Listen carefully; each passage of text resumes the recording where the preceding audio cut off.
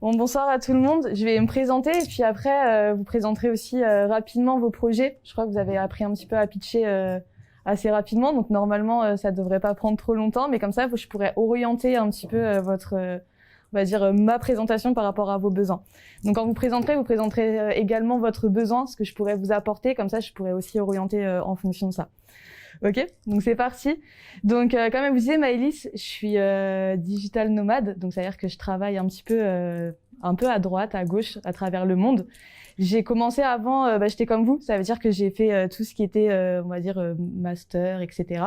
Alors, sauf master, en réalité, je me suis virée de mon master parce que, en fait, j'arrivais toujours en retard. Donc, voilà. Parce qu'en fait, avant de faire mon master, j'avais fait 1 an en Australie où je vivais dans un van. Pendant 1 an, je travaillais en ferme, donc j'étais un petit peu décalée. Donc, revenir à ce qu'on appelle ici la vraie vie, c'était un petit peu compliqué. Donc, je me suis virée de mon master et j'ai eu la chance parce que j'étais en alternance. Donc, je sais pas, vous êtes en alternance également ou pas du tout? Tous en initiale? Ok. Donc alternance c'est assez bien parce que ça vous permet de justement un petit peu travailler, faire de l'expérience et en même temps avoir de la théorie. Et j'étais en alternance et c'est là que j'ai rencontré justement Maëlys et Julien dans une agence digitale. Donc une agence digitale, vous voyez tout ce que c'est à peu près? Donc alors une agence digitale, c'est une société qui est prestataire de services. Donc une société qui est prestataire de services, c'est-à-dire elle va proposer à des clients des prestations comme la création de campagnes Facebook, comme la création d'un site internet, comme la création de campagne Google, comme de la création de contenu, de la création on va dire de newsletter, tout ce qui est, on va dire, le service digital. Et donc, je travaille à l'agence Balthazar, une agence qui est super sympa, qui est très dynamique, très jeune. Et c'est là, d'ailleurs, j'ai rencontré Maëlys et Julien. Et j'étais en alternance là-bas. Et quand je me suis fait virer de mon master, en fait, au lieu, quand vous êtes en alternance et en master, vous avez des comptes à rendre, ils m'ont justement proposé un CDI. En fait, au lieu de s'énerver, il m'a dit, en fait, ce que tu veux, c'est un CDI. Dans ces cas-là, viens rejoindre l'agence Balthazar en CDI au lieu de le faire en alternance. Donc, j'ai commencé chez Balthazar en alternance, puis après en CDI, et j'étais donc directrice marketing. Donc, j'ai créé en fait toute la partie digitale. Donc, à la base, Balthazar, c'est une agence qui est créée par Guillaume Vergano, qui a fait justement ses études aussi ici, à l'IM. C'était à l'IM qui était Guillaume. Ouais. Donc, il était à l'IM et pareil, il trouvait pas de stage, il trouvait pas d'alternance. Donc, en fait, il a créé sa propre agence pour justement valider son année en alternance. Et donc lui, il faisait que de la création de sites internet sur WordPress, donc un CMS pour créer des sites. Et ensuite, donc moi, j'ai développé toute la partie marketing digital. Donc j'ai travaillé pour plusieurs clients. Donc comme je disais, c'est prestataire de services. Donc ce qui est intéressant quand on est prestataire de services, c'est qu'on a la possibilité d'avoir plusieurs clients différents tout au long d'une année. Donc, au lieu de travailler sur un même projet toute une année, là, on va pouvoir avoir 5-6 clients différents, 10 projets différents, 10 besoins différents, 10 problématiques. Donc, ça casse un peu la routine. Et c'est ça que moi, j'ai bien aimé. Donc, j'ai développé toute la partie digitale. J'ai constitué un petit peu mon équipe où je prenais des stagiaires, des alternants, etc. Ensuite, bien que ce soit super sympa à Balthazar, j'ai voulu me mettre à mon compte. Donc, j'ai d'abord fait en temps partiel. Donc, lundi, mardi, mercredi, je travaillais à Balthazar. Et jeudi, vendredi, j'étais à mon compte. Et j'ai commencé à avoir des petits clients en freelance. Donc, vous voyez ce que c'est le freelance ou pas? Ouais, tout le monde? Non. Alors, freelance, c'est pareil. T'es un prestataire de service. Mais en fait, tu proposes tes propres services en tant que personne. Donc, t'es pas derrière une agence. Tu vas proposer tes prestations de service en tant que personne. Est-ce que vous imaginez justement comment on facture quand on est prestataire de service, que ce soit une agence ou un freelance? Est-ce que vous savez comment on gagne de l'argent? Non, ça vous parle pas? Personne? Donc, quand vous avez un CDI ou une alternance, vous gagnez chaque mois un revenu, donc un salaire, peu importe. Quand vous êtes prestataire de service, vous facturez en fait le temps travaillé. Donc, le temps travaillé, soit vous le facturez à la journée, soit vous le facturez à l'heure. Combien vous imaginez qu'on peut facturer à la journée? C'est-à-dire que si je travaille une journée entière en tant que prestataire de service, donc en tant qu'agence ou en tant que freelance, vous imaginez on peut facturer combien à peu près? 1000 euros? Quelqu'un dit... donc ça veut dire que tu travailles une journée et tu factures 1000 euros? Ok. 500? Ça dépend aussi. Ouais, bien sûr, ça dépend. C'est une très bonne réponse, ça dépend. Vous avez un petit chiffre? Ouais, j'aurais dit 400. 400, ouais. Ça dépend aussi. Les filles ici, vous direz combien à peu près? 500? Bah, c'est à peu près ça. C'est-à-dire qu'en général, on va dire un junior, il va facturer peut-être 250 euros la journée. C'est vraiment quelqu'un qui se lance même en études. C'est-à-dire que moi, c'est la première facture que j'ai fait, c'est 250 euros la journée. Et aujourd'hui, je peux faire des factures à 1000 euros la journée.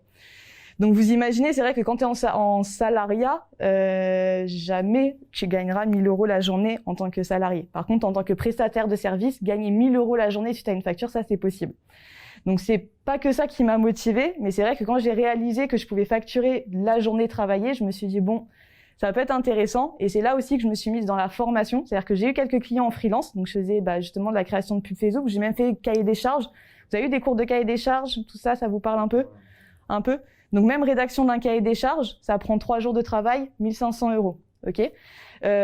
Justement, ça peut être, qu'est-ce que je faisais encore? Veille stratégique. Donc, vous faites de la veille. Ça peut prendre 5 jours de travail. Donc, par exemple, j'avais facturé 300 €. Donc, faites 300 € fois 5 jours.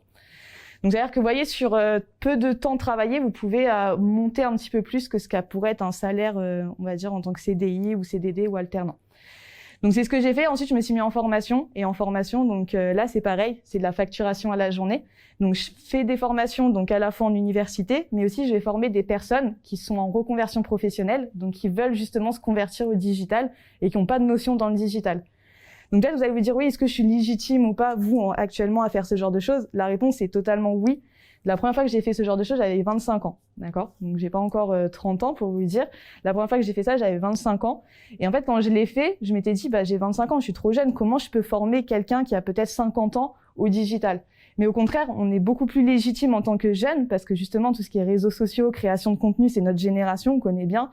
Et donc, il y a beaucoup de personnes qui, à l'âge de 50 ans, 55 ans, veulent créer leur société et qui ont besoin de compétences qu'on peut avoir dans le digital.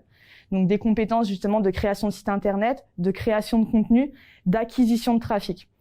Donc là, ce que je vais vous montrer, c'est un petit peu ça aussi, c'est comment créer du trafic. Et l'acquisition de trafic, c'est des choses qui se facturent assez haut, justement. Je vais vous montrer juste rapidement pour que ça puisse peut-être vous parler. Je sais qu'on peut parler, quand on parle de chiffres en général, ça marque un peu plus. Il y a des plateformes comme Malte, c'est des plateformes de freelance où on peut justement être à son compte et proposer ses services. Ce que je vais vous montrer, c'est comment créer du trafic sur son site internet. Donc, c'est ce qu'on appelle être traffic manager. Donc, comment je fais pour avoir des visites sur mon site internet, ce qui est le nerf de la guerre dans le digital. Parce que si vous avez un site, vous avez créé un site, vous avez un bon concept, vous avez un bon projet, mais si derrière il n'y a pas de communication, s'il y a personne qui trouve votre site, ça sert à pas grand chose. Donc, justement, beaucoup d'entreprises sont à la recherche de ce qu'on appelle donc des traffic managers. Donc, un traffic manager, c'est donc une personne qui va créer ce trafic grâce à des outils de communication du digital. Et vous voyez, dans les prix dont vous annoncez, on peut trouver du 630 €, 450, alors 200 c'est un peu bas quand même, 590, 350, etc. Donc ça, c'est des plateformes qui existent. Donc la plateforme, elle s'appelle Malte. Vous pouvez vous inscrire en tant que prestataire de services où vous pouvez donc proposer vos services. Donc ça, c'est facturé à la journée. Vous voyez, un consultant en stratégie digitale expert SEO, ici, c'est 800 €. Il a quand même 18 avis, donc ça veut dire il y a quand même des gens qui sont passés par lui. C'est marrant, le Fabien Rubin, là, à 250 €, c'est un étudiant de l'EMP. Ah ouais? C'est vrai? Ouais, ça doit être une touche à vérifier. Sérieux? Ah voilà. Donc vous voyez, ouais, dis-lui d'augmenter ses prix, je pense qu'il peut au moins être à minimum 250 €, ça c'est clair. Donc ça, l'avantage quand vous faites ce genre de choses, c'est que vous pouvez travailler un peu à distance. Et donc justement, moi j'ai développé un portefeuille client dans la formation notamment que je fais justement à distance, c'est-à-dire que j'impose à mes clients de le faire en visio, donc ce qui me permet de voyager en même temps et donc de pouvoir le faire directement sur mon ordinateur. Donc c'est pour ça que j'ai aussi choisi l'axe du digital, l'axe de l'indépendance, pour avoir cette indépendance, de pouvoir bouger un petit peu partout et de pouvoir continuer à gagner de l'argent tout en étant ailleurs. En voyageant, du coup, j'ai découvert pas mal d'endroits très sympas. J'ai rencontré des personnes qui étaient entrepreneurs aussi, et grâce à ça, donc j'ai pu créer des projets, notamment par exemple aux Philippines, où je suis en copartenaire, je sais pas comment on appelle, associé.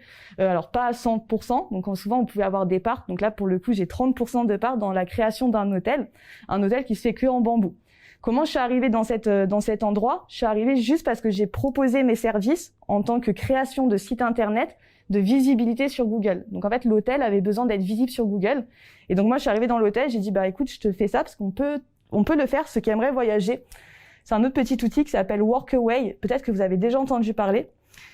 Donc Workaway, tu trouves des missions à l'étranger et en fait, tu vas travailler 5 heures, à raison de 5 heures par jour dans une entreprise, un hôtel, et en fait, t'es logé, nourri, et en même temps, tu vas travailler 5 heures par jour. Donc moi, je suis allée aux Philippines, je suis arrivée par hasard dans un endroit et du coup, je travaillais. Donc vous voyez, vous avez plusieurs pays, je vais vous montrer. Donc vous voyez par exemple en France, en Norvège, ça peut être en Italie, ça peut être au Portugal, au Népal, donc plein de petites missions qui sont publiées comme ça. Et donc moi j'ai fait une mission où j'ai fait création d'un site internet, création de visibilité pour un hôtel. Donc je travaillais 5 heures par jour pour cet hôtel et donc petit à petit je me suis bien entendue avec le patron et aujourd'hui on a des projets communs. Pareil, donc en République dominicaine, j'ai voyagé, pareil, j'ai rencontré un entrepreneur qui était français aussi, qui a créé un hôtel. Je l'ai aidé un petit peu dans sa stratégie de création de trafic. Et pareil, donc là, on est en train de créer un projet commun. Et donc ça, je l'ai fait aussi. Donc ça, c'est des petits projets que je développe un peu à droite, à gauche. Alors mon conseil, c'est d'essayer de faire certes votre expérience perso, mais associez-vous avec des gens. C'est-à-dire que en vrai, quand vous trouvez des personnes, essayez de voir comment vous pouvez vous associer et faire un projet commun. Vous pouvez aller un petit peu plus loin. Donc c'est mêler un peu sa passion. Moi, ma passion, c'était le voyage, les intérêts professionnels, donc le digital, l'indépendance, donc grâce à justement le digital et les compétences que j'ai pu développer. Et quand on fait un petit mélange de tout ça, vous voyez, je suis plutôt contente. Je suis plutôt heureuse et épanouie. Et voilà, c'est-à-dire que trouver un petit peu sa voie par rapport à ce qu'on aime faire aussi, sa passion et justement les compétences qu'on peut avoir. Donc voilà, j'ai beaucoup parlé de moi. Si jamais vous avez des questions sur ça, n'hésitez pas, même si c'est après, on peut en parler. La création d'entreprise, ça, je pense que vous connaissez, hein, vous avez tous les outils nécessaires, mais il faut se lancer, c'est-à-dire qu'en 30 minutes, on peut aller sur le site de l'URSSAF, on crée son statut en 30 minutes, même pas, donc carte d'identité, carte vitale, tout ce que vous voulez, pour avoir ce formulaire-là, et en 15 jours, vous recevez votre numéro de SIRET et vous pouvez très bien vous lancer très rapidement. Donc les barrières qu'on se met, elles sont uniquement dans la tête. Hein. Je pense que vous avez toutes les compétences nécessaires pour justement aussi vous aussi accomplir des belles choses par rapport à votre passion. Donc maintenant voilà, votre passion c'est quoi, votre projet c'est quoi et comment je pourrais vous aider. Donc comment je pourrais vous aider pour créer du trafic sur votre site internet si demain vous en avez un, pour avoir des astuces. Est-ce que ça peut être pub Facebook, pub Google Ads, des outils. Enfin, dites-moi quand vous présentez ce que vous pouvez justement avoir besoin. Comme ça, je vais orienter en fonction de votre projet. Qui veut commencer? Et bien sûr, si vous avez des questions en même temps, vous pouvez la poser. Hein. Ouais, vas-y, lève-toi. Je te laisse même la place, si tu veux. Alors moi, vous connaissez mon projet pour la plupart. Ouais. Donc moi, je recycle des guitares. En fait, je les récupère dans des magasins. Ok. C'est des guitares qui partent à la poubelle pour des défauts de fabrication ou des dommages dans les transports. Ouais. Et j'en fais des enceintes Bluetooth. Ok. Et là, j'en suis à un stade où je vais exposer une guitare dans une Fnac au mois de décembre. D'accord. Fin novembre, début décembre. Et en parallèle de ça, je vais lancer une campagne de crowdfunding sur Kickstarter. Ok. C'est là que j'aurai besoin d'avoir des clics. Ok, pour avoir justement, pour avoir de l'argent indirectement. Voilà, ok. Donc toi, tu as besoin justement de trouver comment faire de la communication pour avoir des clics sur ta campagne de crowdfunding que tu vas lancer prochainement. Aujourd'hui, Ok. fait du coup sa page Instagram et puis une landing page. Ok. Ouais. Sur laquelle, je sais pas, t'as mesuré un peu le trafic que t'avais Oui, que via Instagram en fait. Via Instagram, j'ai une dizaine de visites par semaine. Ouais. Est-ce que parmi vous, il y a des personnes qui auraient des petits conseils comme ça à chaud à lui donner pour justement lancer sa campagne de crowdfunding? Qu'est-ce qu'il pourrait faire pour avoir des clics et pourquoi pas, on va dire, percer le montant, enfin faire exploser le montant pour pouvoir lancer son projet? Est-ce que vous aurez comme ça, même si voilà, ça vous vient, même si c'est un événement, même quoi que ce soit, est-ce que vous auriez... Dans la rue, et mettre du son genre devant Pompidou avec guitare. Ouais, pourquoi pas. Ok. Avec une tête, comment, avec une tête, une affiche, quelque chose comme ça? Posé là-bas, ouais, avec, je sais pas, le son, le hâte de l'Instagram, tout ça. Et toi, tu imagines un chapeau, comme ça, on donne l'argent ou... Je sais pas, quand t'as dit Pompidou. C'est le Kickstarter dans la vraie vie, ouais. Ok, ouais, ça peut être ça. Tu joues aussi? Pas. Non, moi Non. je suis batteur. Ok, ça marche. Mon collègue, il fait la guitare. Ouais. Ok. Il y a d'autres idées de ce qu'il pourrait faire pour justement attirer du trafic? Je pense préparer en amont et publier beaucoup de contenu de teasing avant ta campagne de crowdfunding. Publier très régulièrement sur les réseaux sociaux, genre harceler ta cible, quoi. Ouais. Écrire des messages en LinkedIn, sur LinkedIn ou par mail à tout ton réseau pour préparer ta campagne aussi. Ouais. Ça peut vraiment être d'acquisition. Un bon levier, ouais. Ouais, totalement, ouais. Sur Insta. Du coup, je vais rebondir sur ça. Je vais vous montrer. Merci. Enfin, chacun passera, mais donc ça me fait penser à quelqu'un. Peut-être vous avez déjà entendu parler de Justine Hutto. Justine Hutto, vous avez déjà entendu parler? Tous? Non, jamais? Alors, Justine, ok, c'est pas du tout ce que je voulais mettre. Je sais pas ce qui s'est passé dans mon dos. Ouais, de fou. Donc, Justine Hutto, c'est une fondatrice. Elle a créé un site e-commerce où elle propose des déodorants. Donc, au début, en fait, ce qu'elle a fait, c'est qu'elle a lancé une campagne de crowdfunding pour proposer aux personnes, justement, de participer à sa campagne pour pouvoir lancer sa marque e-commerce, donc de déodorants. Ouais, Respire, exactement. Fondatrice de Respire. Donc, ce qui s'est passé, j'ai d'abord commencé comme ça. Ce qui s'est passé, c'est qu'elle a utilisé notamment Instagram. Donc, elle avait créé, en fait, une communauté de passionnés, de personnes qui faisaient du marathon, des triathlons, etc. Donc, elle, en fait, elle fait du marathon. Et donc, elle a créé un compte Instagram où elle parle de sa passion uniquement. Comme elle parle de sa passion, elle a touché une communauté de personnes qui aimaient le marathon et qui l'ont suivie parce qu'elle partageait, en fait, ses performances sportives. Suite à ça, du coup, elle a fait grossir sa communauté parce qu'elle créait beaucoup de contenu par sa passion. Donc, elle avait, je sais pas, peut-être 5000 personnes qui la suivaient.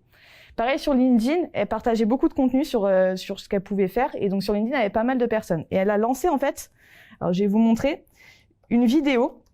Et elle a utilisé, peut-être vous avez déjà entendu parler de personal branding. Voilà. Le personal branding, c'est en fait, on va utiliser sa propre identité et créer en fait de l'identité marketing autour de soi. C'est-à-dire qu'en fait, toi, tu vas devenir limite comme si c'était toi le logo. Mais en fait, tu vas parler de toi. Alors, les gens auront l'impression justement d'être proches de toi. Tu vas parler de toi, tu vas parler avec le cœur, de ta passion. Et les personnes vont te suivre parce que tu parles avec le cœur. Et tu vas parler justement de quelle est ta passion autour de la guitare, de pourquoi tu fais ça, quel est ton engagement, quelles sont les valeurs que tu partages, etc. Et les gens vont vouloir peut-être en savoir un peu plus sur ce que tu partages. Et donc, elle a utilisé donc le personal branding, c'est-à-dire qu'on ne parle pas beaucoup de Respire, c'est pas le logo, on parle de Justine Hutto. Justine Hutto, elle est devenue une figure en fait de son entreprise. Donc, elle parle d'elle en tant qu'entrepreneur et c'est indirectement à travers son expérience d'entrepreneur qu'elle arrive à vendre des produits. Donc, je vais vous montrer la première campagne vidéo qu'elle a faite. Alors, c'est ici. Donc, c'était il y a 3 ans. Ok, et c'est sa vidéo justement de crowdfunding qu'elle a publiée sur les réseaux, donc sur Instagram et notamment sur YouTube. Suite à ça, je vous montrerai sa campagne de crowdfunding, le résultat. Et donc, elle a utilisé le personal branding, donc c'est-à-dire travailler son image de marque en tant qu'entrepreneur. Et elle a aussi utilisé ce qu'on appelle le storytelling. Storytelling, ça vous parle? Donc, c'est raconter un peu une histoire autour de soi. Donc, je vais vous montrer juste son spot et vous allez me dire après ce que vous en pensez. Hello, moi c'est Justine, fondatrice de Respire, une marque de déodorant naturel. Pourquoi le déodorant ? Parce que c'est le deuxième soin qu'on utilise le plus dans notre vie, tous les jours pendant plus de 60 ans. On s'en applique sous les bras, une zone de la peau très fragile qui absorbe tout. Et pourtant, on ne sait pas grand-chose de ce qu'on se met sous les aisselles. Bon, à part que ça fait danser les mannequins dans une pub de déodorant. Quand on m'a détecté une tumeur bénigne sous l'aisselle droite, je me suis mise à regarder de plus près ce que je m'appliquais sur la peau. Et clairement, le déo c'était le pire. Que des ingrédients chimiques incompréhensibles, dont plusieurs sont même risqués pour notre santé selon plusieurs études scientifiques. Ce manque de confiance dans les déodorants industriels m'a fait dire qu'une alternative meilleure devait exister. Alors, avec l'aide de Véronique, docteur en pharmacie depuis 30 ans, mes proches et ma communauté, nous sommes repartis de zéro pour se demander à quoi devrait ressembler le déodorant idéal. Pendant 6 mois, on a testé des dizaines de formules. Et aujourd'hui, après des mois de travail sur la formule, d'échanges avec la communauté et de tests dans des conditions les plus extrêmes, on est super fiers de vous présenter le déodorant parfait. La formule est naturelle et totalement saine pour le corps humain. On a sélectionné les meilleurs ingrédients J'avance un peu. tous ceux qui sont nocifs. Et surtout, le déodorant est à chacun de faire des vrais choix dans la...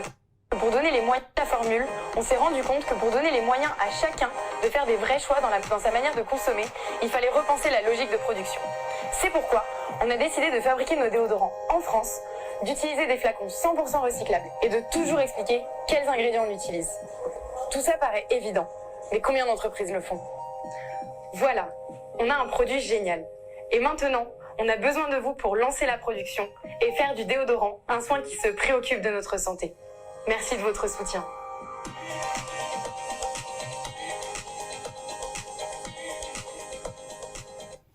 Donc, vous voyez, elle a utilisé beaucoup le storytelling. C'est-à-dire, c'est parti, justement, il y a eu un élément déclencheur. Elle a eu une tumeur, donc elle a joué un peu avec les émotions. Vous voyez, même la vidéo, là, vous voyez, c'est pas très compliqué. Elle a pas fait une grosse vidéo. Il y a pas énormément de moyens. Vous voyez, il y a même des choses un peu pixelisées. C'est assez amateur, même comme façon de tourner la vidéo. Et au final, ça a beaucoup fonctionné. Donc, regardez, il y a eu combien de vues de cette vidéo? Je vais vous montrer aussi la campagne. Donc, 57 000 vues. C'est pas mal. Et je vais vous montrer, du coup, sa campagne Ulule.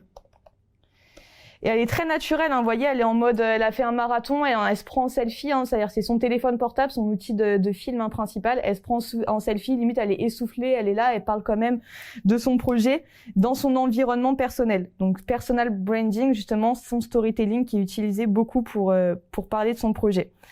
Donc elle a fait cette vidéo pour mettre en avant son projet, d'accord? Elle a fait une campagne, donc sur Ulule. Je pense que c'est sur ça que tu veux faire, sur Ulule ou Ouais. Il y en a plusieurs, hein, KikiBankBank, non, KissKissBankBank, c'est ça? Ouais. Ulule. Ce qui est bien, c'est qu'ils sont français, quoi. Voilà, c'est vrai. Donc, vous voyez, elle a parlé un petit peu de son projet. Tac, tac. Alors, contribuer. Elle a eu 21 000 préventes. Donc, ça veut dire qu'en fait, ce qu'elle a fait, c'est qu'elle n'a pas demandé de l'argent. Elle a demandé aux gens de précommander un produit. Donc, en fait, quand tu fais des campagnes, soit tu demandes justement de l'argent, soit tu demandes une précommande. Donc, elle a eu beaucoup de personnes, donc plus de 6500 contributeurs. Et donc, elle développe son projet. Le déodorant qui prend soin de vous, naturel, efficace, fait en France. On le voit dans la façon de rédiger, il y a des termes qui sont vraiment mis en avant. Naturel, efficace, fait en France, vegan, recyclable. Donc, on mixe vraiment entre images et texte, très peu de texte. Transparent sur nos ingrédients, donc c'est toujours l'essentiel.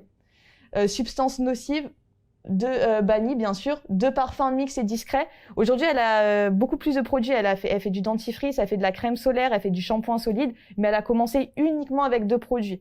Donc on part en fait de quelque chose de fonctionnel, de très simple, pour après développer autre chose. Ça aussi, pensez dans vos projets, essayez de trouver le truc, on va dire, le plus simple à réaliser, le plus fonctionnel possible, et après on développe. On ne lance pas tout d'un coup, même si on a plein d'idées.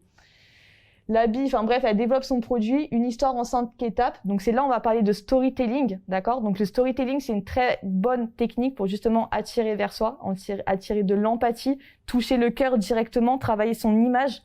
Donc une tumeur pour réagir, le déodorant dernier de la classe, repartir de zéro, créer avec la communauté, production et participer à l'aventure. Donc ça, c'est une très bonne campagne. Je t'invite à la regarder un peu. Et donc là, on regarde les contreparties pour tout le monde. Donc vous voyez, 15 €, 30 €, 40 €, etc. Donc ça, c'est un outil qui est accessible à tout le monde. Vous voyez, c'est pas fait n'importe comment. Il y a quand même des codes, un peu de communication, des images, du texte travaillé, des mots-clés qui ressortent, des mots forts. C'est assez synthétique quand même. Vous voyez, il n'y a pas trop de texte non plus. Et c'est de qualité. Et pourtant, la vidéo qu'elle a faite, vous voyez, c'est pas un truc filmé de façon incroyable. Hein, c'est du selfie, etc. Et aujourd'hui, dans sa manière de communiquer, elle continue à se mettre en avant en tant qu'entrepreneur plus que mettre en avant sa marque en soi. Ok? Donc voilà, en tout cas, cette notion de personal branding, de storytelling, ça fonctionne surtout si vous êtes entrepreneur, si vous pouvez parler de vous, parler de justement le pourquoi je fais ça, ça aura beaucoup plus d'impact que mettre directement en avant un gros logo avec une photo de couverture, etc. Donc en plus, tu vas sûrement peut-être toucher une communauté. Il y a beaucoup de personnes hein, qui sont engagées sur les réseaux, donc touche une communauté et travaille justement ton image, travaille le pourquoi tu fais ça. Et quand tu fais ta campagne, essaye de réfléchir aux différents types de contenus, vidéos, etc. Et c'est ça que tu vas booster, c'est ça que tu vas mettre en avant. Et ça, soit tu le mets en avant, justement, tu bombardes, comme disait Maëlys, tu crées du contenu, t'envoies. Soit ce contenu-là, il est possible de le sponsoriser, donc de créer justement des campagnes publicitaires pour le mettre un peu plus en avant. Donc avec Facebook, Instagram, etc. Et tu pourras cibler justement des personnes en particulier. Donc ça, on le verra. Ok? Alors, quelqu'un d'autre veut présenter son projet? Non, je vais vous présenter un Ouais? projet. Vous êtes tous les deux ensemble, Ouais, c'est ça? on est ensemble. Ok. Ouais, allez-y, hein. Prenez place. Alors, nous, notre projet, c'est comme j'explique, je te l'ai brièvement expliqué tout à l'heure, je Ouais. pense que vous commencez à le connaître, on l'a pitché plusieurs fois, c'est de développer une intelligence artificielle Mhm. qui prend de la musique et qui la transpose en une œuvre d'art visuelle. Ok. Concrètement, ce qu'on veut faire avec ce produit, donc c'est faire un storytelling autour de cette intelligence artificielle, comme si elle était une artiste à part entière. D'accord. Voilà. Vous la faites vivre, en fait. Ouais, voilà, c'est ça. Concrètement, demain, on fait le lancement des réseaux sociaux sur Twitter, Instagram et TikTok. Ok. Et nous, on n'existe pas. C'est le compte de Eulalie, le nom de cette intelligence artificielle. Et on ne communique qu'à travers elle. Et en fait, on a eu un très long travail sur la création de sa personnalité. Typiquement, quand on a dû faire des why, on a fait un why pour nous, mais aussi un why pour elle. Donc, il y a eu une très grosse phase de questionnement. Là où on veut s'axer au début pour tester notre produit, le produit auquel on va arriver à la fin, c'est un tableau physique réel. Un tableau qui est évolutif, D'accord. une sorte de vidéo en fait, qui est un tableau abstrait qui évolue en fonction de la musique. C'est la musique qui fait évoluer le tableau. Et pour arriver à cet objectif-là et arriver à ce qui nous paraît le mieux, nous acheter du temps, nous créer une communauté et faire la chose qui soit la plus esthétique possible, on veut tester le marché un peu sur celui des NFT. Et faire plusieurs séries de drops avant pour déjà voir la réactivité, pouvoir proposer différents visuels pour voir qu'est-ce qui plaît moins, qu'est-ce qui plaît plus. Et donc nos problématiques aujourd'hui, c'est que nous on n'a pas de landing page. Les seules interfaces plateformes d'exposition qu'on a, ce sont nos 3 comptes. Et les pages sur OpenSea, Rarible, etc., qui sont des plateformes de revente d'NFT qu'on va créer à l'avenir quand on sera en mesure de faire notre premier drop. Ok. À terme, donc on veut vendre à la fois des NFT et à la fois des tableaux physiques. Donc en gros, c'est une télé. Okay. Une télé qui est faite uniquement pour exposer une NFT, comme un tableau dans son salon. Sauf que comme ce tableau est interactif, il faut que ce soit un écran qui puisse le display, l'afficher. D'accord, ok. Donc on veut commencer par les NFT, comme disait Paul, pour tester, et puis éventuellement avoir de l'argent pour pouvoir faire des prototypes et préparer la deuxième phase. Ça marche. Et du coup, vous aurez besoin de quoi là, justement, par rapport à ça, pour créer un peu du trafic? Enfin, qu'est-ce qui pourrait vous servir dans ce que je peux vous apporter là sur typiquement, nous, ce qu'on va faire, c'est qu'une fois qu'on sera en mesure de faire un smart contract, donc d'avoir des NFT, il va falloir que notre communication passe du coup essentiellement par les réseaux, je pense, puisqu'on veut que ce soit un peu du storytelling comme ça, un peu, Justine. Ouais. Et, tu la connais, Justine? Non, pas du tout. Et que ce soit cette intelligence artificielle qui parle de pourquoi elle fait ça. Ok. Comment elle ça me fait penser un peu à Lucie, je sais pas si vous voyez Lucie, ça me fait penser à Lucie, un peu le film de... Ouais. Et typiquement, tu vois, du coup, nous, là où on a besoin de conseils, c'est pas sur le fond, parce que je pense que le truc de l'IA qui parle, qui elle-même est en contact avec les personnes, ça c'est bien, c'est clair dans nos têtes et c'est bien. Ouais. La question auquel nous on voudrait apporter une réponse, c'est comment. Ok. Comment mettre en valeur ce truc Ok, comment le mettre en valeur sur les réseaux, sur la communication. Comment créer une communauté en fait. Je sais ce que c'est du référencement, mais je sais même pas à quoi je sais à quoi ça sert, mais je sais pas comment ça se fait. Je sais pas si c'est que pour des sites internet ou pour des pages, n'importe quoi, tu vois. Ok, donc, très bien. Ok, je vois. Du coup, on va rebondir sur ça. Oula, pardon. Merci. Super, très beau projet. Très artistique. Vous voyez, vous avez l'air passionné en tout cas par ça. Donc, justement, c'est quoi le référencement? Il y en a qui savent ce que c'est le référencement naturel, référencement payant? Ouais, vous êtes en école de digital, vous? Ouais, donc c'est plus facile pour vous, bien sûr, de comprendre. Alors, il faut savoir que quand vous allez faire déjà votre étude de marché, donc on va voir un petit peu étape par étape, et justement je vais vous donner des petits outils qui vont vous permettre de travailler un petit peu cette histoire de référencement. Quand vous faites vos études de marché, donc déjà juste avant de se lancer, il faut bien analyser, on réfléchit et on observe ce qui se passe, d'accord? Donc la première chose, on se pose la question, c'est qui ma cible? Donc que ce soit ton projet ou ton projet, vous avez forcément une cible. Le cœur de cible, c'est-à-dire qui est-ce que je vais toucher? On peut pas dire oui, ça peut être tout le monde. Ça, c'est impossible de dire c'est tout le monde. Pourquoi? Parce que dans le digital, justement, on va pouvoir cibler et on a le big data de son service. Le big data, c'est la récolte de données. Tout ce que vous laissez sur Internet, c'est récolté. C'est-à-dire qu'aujourd'hui, grâce au digital, on peut faire des publicités, on va cibler par exemple uniquement les passionnés de musique, uniquement les passionnés de guitare, uniquement les personnes qui achètent des NFT, d'accord? On va pouvoir cibler de façon précise des personnes. Vous vous dites aujourd'hui, oui, moi par exemple, je lâche rien sur Internet, comment ils savent justement des informations sur vous? Sachez que chaque personne parmi vous, en moyenne, d'accord, Google, etc., à peu près 8000 points de données vous concernant. Donc 8000 points de données, une donnée étant son nom, une autre donnée étant son prénom, etc.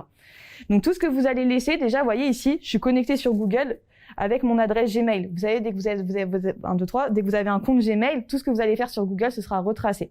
Donc si tu fais une recherche NFT justement sur Google, tu vas déjà être catégorisé comme une personne qui est intéressée par les NFT. Donc vous allez pouvoir cibler des personnes qui, par exemple, investissent dans les NFT, des personnes qui sont intéressées justement par l'intelligence artificielle, des personnes qui sont passionnées de la guitare ou de la musique ou de tout ce qui peut être, je sais pas, recyclage, etc. Donc la première chose à se poser, c'est qui est ma cible, d'accord? Donc ça, on va se poser des questions avant, en amont, c'est la première des étapes. La seconde, c'est quels sont mes objectifs. Comme on a vu, on peut avoir 3 objectifs, je vais vous les décrire, et en fonction des objectifs, vous allez travailler des actions de communication. 4e question, c'est qui sont mes concurrents, mais pas que juste qui sont-ils, mais qu'est-ce qu'ils valent sur le marché, d'accord? Qu'est-ce qu'ils font déjà? Et l'autre question, c'est les tendances. Se poser les questions des tendances, c'est comme ça qu'on va pouvoir se positionner sur Internet. Quand vous allez vous positionner sur Internet, demain, là, vous créez un magasin, l'analyse que vous allez faire, c'est regarder votre zone de chalandise. Donc, qui sont les personnes autour de moi? C'est ces personnes-là qui vont rentrer dans mon magasin. Sur Internet, les personnes, ils rentrent par Google. Donc, c'est très vaste. Donc, pour rentrer sur Google, il faut se poser la question, les gens, qu'est-ce qu'ils tapent sur Internet pour trouver mon produit, pour trouver mon service? Donc, qu'est-ce qu'ils vont taper directement sur Google? Quelles sont les tendances qui sont tapées sur Google? OK? Donc ici, juste pour se poser déjà poser les choses, donc on a vu les cibles, donc on va pas décrire tout ça, on va bien sûr rentrer dans des choses un peu plus concrètes, mais c'est important d'avoir ça en tête. Il y a des objectifs, il y en a 3 principaux quand vous lancez un projet. Notoriété, donc l'idée c'est de se faire connaître. C'est-à-dire tant que tous, je pense, vos projets ils sont encore en stade de lancement. Donc la première chose, c'est se poser la question comment je me fais connaître, d'accord? Avant d'essayer à faire vendre, de vendre justement son projet, il faut se faire connaître. Vous voyez, sur Instagram, il faut se faire connaître, avoir une communauté. Et c'est seulement à partir du moment où j'ai une communauté où je vais pouvoir vendre mes projets et mes services. C'est pas d'abord, je vais dire, OK, venez acheter, ça marchera pas comme ça. Ensuite, le deuxième objectif, c'est l'image. Vous voyez ce qu'a fait Justine Hutto? Elle a parlé avec le cœur, elle a essayé de jouer avec les émotions. Donc l'idée de l'image, c'est se faire aimer. Montrer justement ses engagements, montrer ses valeurs, son positionnement. Et la 3e chose, c'est la conversion, c'est faire agir. C'est là qu'on veut de l'argent, c'est là on va essayer de faire agir. Donc en fait, en fonction de ces objectifs-là, je vais pas mettre en place les mêmes actions de communication. Vous voyez, si je veux me faire connaître, je vais plutôt faire des vidéos que je vais essayer de montrer au maximum pour parler de qui je suis. Si je veux faire agir, par exemple, j'ai plutôt travaillé sur un produit, j'ai montré mon produit pour essayer de faire en sorte que les gens achètent mon produit ou que les gens aillent sur Ulule pour participer financièrement. Donc les mots que j'ai choisir en communication, les termes que j'ai choisir, les visuels vont être totalement différents. C'est pour ça, comme disait un grand philosophe, Sun Tzu, je sais pas si vous avez lu L'Art de la guerre, ok. Celui qui n'a pas d'objectif ne risque pas de les atteindre. Donc c'est la première chose que vous devez vous fixer, même pour mettre en place des actions de communication, c'est fixer des bons objectifs. Pour fixer des bons objectifs, du coup, je vais vous parler, donc avant de parler des concurrents, je vais vous parler de quelques petits outils, justement. Donc on va voir quelque chose, bon, pour ceux qui connaissent pas référencement naturel, référencement payant, par exemple, je vais mettre ici un terme assez simple, on va mettre location de voiture. Dans location de voiture, vous voyez, j'ai les annonces. Donc ici, les annonces et référencement payant, ok? Donc c'est SEA. Quand on entend parler de SEA, c'est ça. Et ici, j'ai le référencement naturel, SEO, ok? Mais je peux aussi avoir un référencement sur Google Maps. Et souvent, vous avez peut-être déjà entendu parler de Google My Business. Ouais, pas tout le monde. Je vais vous montrer ce que c'est après. Très important pour le référencement naturel. En plus, on a des petits spécialistes au fond. Donc, c'est le fait d'être référencé aussi sur Google Maps, d'accord? Pour être référencé sur Google Maps, il faut avoir créé une fiche d'identité, d'accord? Cette fiche d'identité, on l'a créée sur Google My Business. Donc ici, référencement payant. En fait, je vais payer à Google cette première position. Alors, c'est un petit peu changé, mais avant, on partait du principe que 75% des clics étaient générés sur ces 3 premiers résultats, enfin ces 4 premiers résultats. Aujourd'hui, ça dépend de la cible, c'est pour ça que je vous ai dit, réfléchissez à qui est ma cible. Tout le monde ne va pas forcément cliquer là. Est-ce que vous, d'ailleurs, vous cliquez sur ces résultats? Pas trop? Jamais? Je suis plutôt dans le référencement naturel. Toujours? C'est des annonces, quoi. Ouais. Qui est marqué annonce. Et pourquoi vous cliquez pas? Parce que vous n'avez pas confiance? Parce que vous vous dites quoi? Ouais, souvent c'est moins pertinent. Moins pertinent? De quoi? Moi, je clique. Toi, tu cliques? Ouais, c'est pas une honte, hein, t'as le droit. Ouais. Pour les faire payer. Il y en a qui... Donc, ça veut dire, justement, elle dit, je clique pour les faire payer. En fait, ici, comment ça se passe? Ça veut dire que dès que quelqu'un va cliquer, ça veut dire qu'ici, BSP Auto ou Sixt.fr vont payer à Google un certain montant. C'est ce qu'on appelle du coût par clic, d'accord? Donc, par exemple, ça peut être par exemple, le coût par clic, vous imaginez, c'est combien à peu près? Vous savez pas? Alors, ça dépend, hein. Toi, tu dirais combien? 1 centime? 20 centimes? Je dirais un dixième de centime. Ouais. Donc, ça veut dire que dès que quelqu'un clique, c'est 1 centime? 80 centimes? Alors, en fait, chaque mot-clé a un prix différent, d'accord? Le mot-clé le plus cher de l'histoire, c'est iPhone X. Il coûtait 32 € le clic, d'accord? Donc, ça veut dire que ça dépend de tous les mots-clés. Il y a des mots-clés, ça peut être 10 centimes, ça peut être 0,02 centimes, d'autres, ça peut être 80 centimes. Donc, vous voyez, si demain, vous devez investir de l'argent pour être présent ici, il va falloir se poser la question quels sont les mots-clés qui sont tapés sur Google, premièrement, et du coup, quels sont les mots-clés que je vais choisir pour payer le moins cher possible. D'accord? Parce que si j'achète un mot-clé qui coûte 20 centimes, c'est-à-dire que si à chaque fois que quelqu'un clique, je paye 20 centimes, ça va. Mais si je paye 1,50 €, ça peut commencer à faire mal. Mais après, on peut parler de retour sur investissement. Retour sur investissement, ça veut dire que au bout de combien de clics, d'accord, il y a des gens qui achètent. Si quelqu'un achète pour 1 000 €, alors que moi, j'ai dépensé, par exemple, peut-être 250 €, même s'il y a une personne qui achète et qu'à chaque fois, j'ai dépensé, on va dire, 30 € le clic, enfin 30 centimes le clic, mais que la personne a acheté pour 1 000 €, ça va, je reste bénéf. Mais si quelqu'un, par exemple, justement, a un panier moyen, c'est ce qu'on appelle panier moyen, d'accord, de par exemple 20 €, donc j'ai dépensé 250 €, il y a peut-être que 5 achats à 20 €, je vais être moins bénéf que si justement la personne a acheté une fois pour 1 000 €. Donc ça va dépendre de quoi? Voilà, tu seras en perte. Donc, c'est-à-dire que, est-ce que je me positionne ici? Ça va dépendre de 2 choses. C'est-à-dire, la première chose, c'est est-ce que les gens tapent sur Google le terme, c'est-à-dire est-ce que, justement, je réponds à un besoin? Peut-être que vous, justement, ça répond pas forcément à un besoin, parce que, justement, c'est innovant ce que vous proposez. D'accord? Comme ce que vous proposez, c'est innovant. Du coup, ça vaut pas forcément le coup de trouver des mots-clés pour que les gens vous trouvent ici. Ils vont pas y aller par hasard, quoi. Ils vont y aller s'ils sont intéressés plutôt. C'est ça. Alors peut-être que justement pour vous c'est ça, c'est-à-dire que les gens, est-ce qu'ils sont intéressés? Est-ce que je trouve un axe de recherche de quelqu'un pour me positionner et indirectement vendre ma technologie? C'est-à-dire qu'est-ce que je peux faire pour être visible?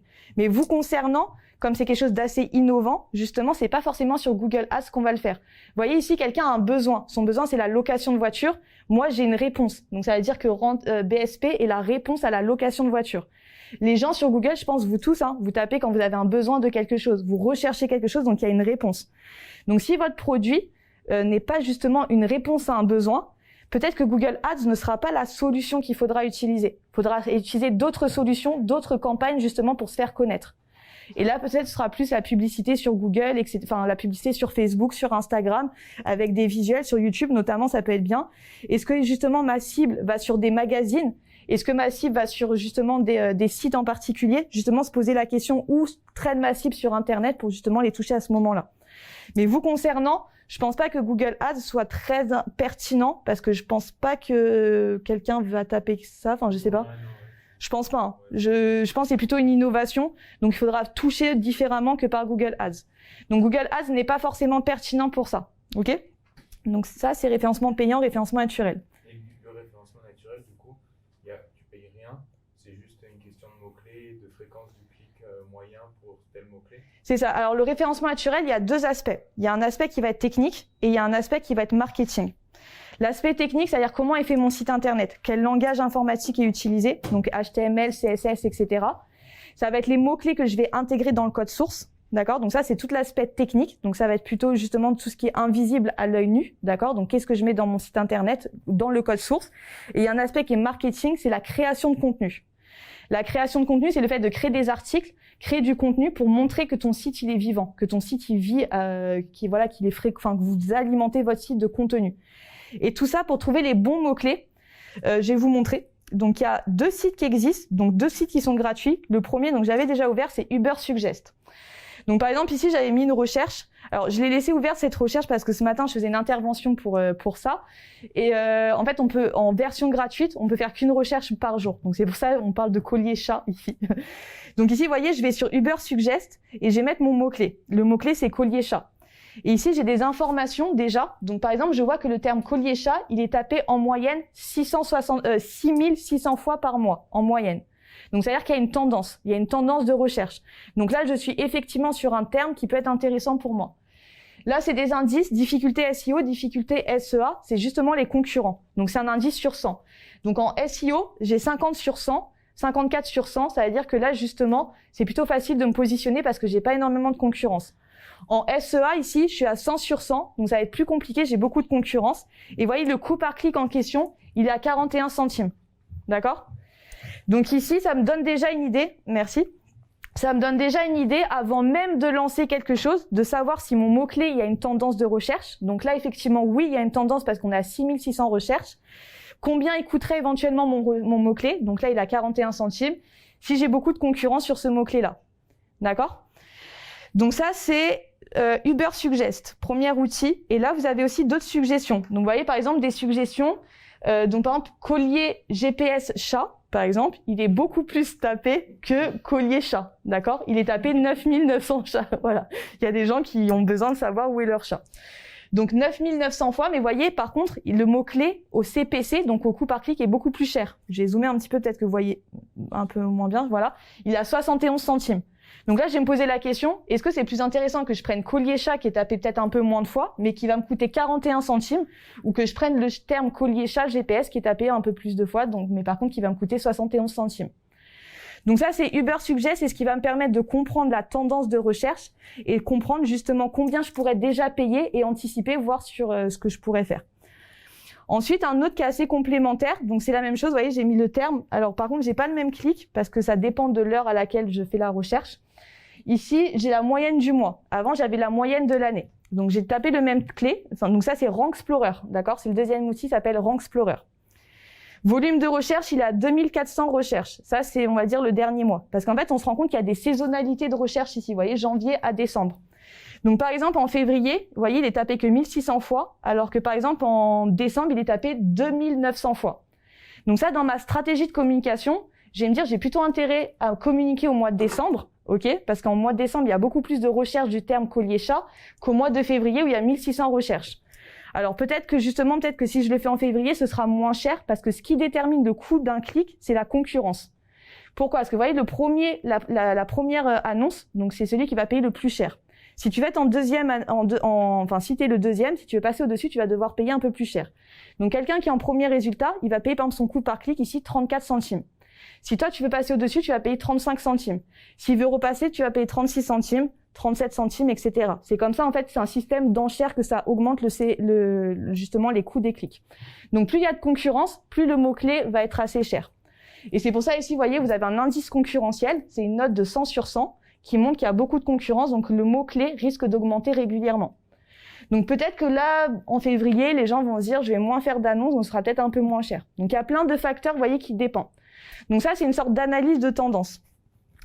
Pour analyser la tendance, il y a aussi, peut-être que vous connaissez cet outil qui est assez connu, c'est Google Trends. Google Trends, ça me permet de voir aussi les tendances de recherche de Google. Et en fait, ça, c'est ça mon analyse de marché pour le digital. Parce que j'ai besoin de savoir ce qui est tapé sur Google. Donc, tous vos projets, essayez de les identifier à travers des mots-clés et d'utiliser justement ce genre d'outils pour voir si c'est tapé ou pas. Des fois, il faut essayer 10 mots-clés différents. Ça dépend bien sûr de votre secteur. Par exemple, ici, je vais vous montrer un exemple, alors avec Amazon, parce que c'est assez flagrant cet exemple que j'avais pu voir. Donc, par exemple, Amazon et la Fnac. Donc ici, c'est les tendances de recherche. Donc, si je mets, par exemple, sur depuis, on va dire, 2004 à ce jour, donc en bleu, Amazon, en rouge, la Fnac, d'accord?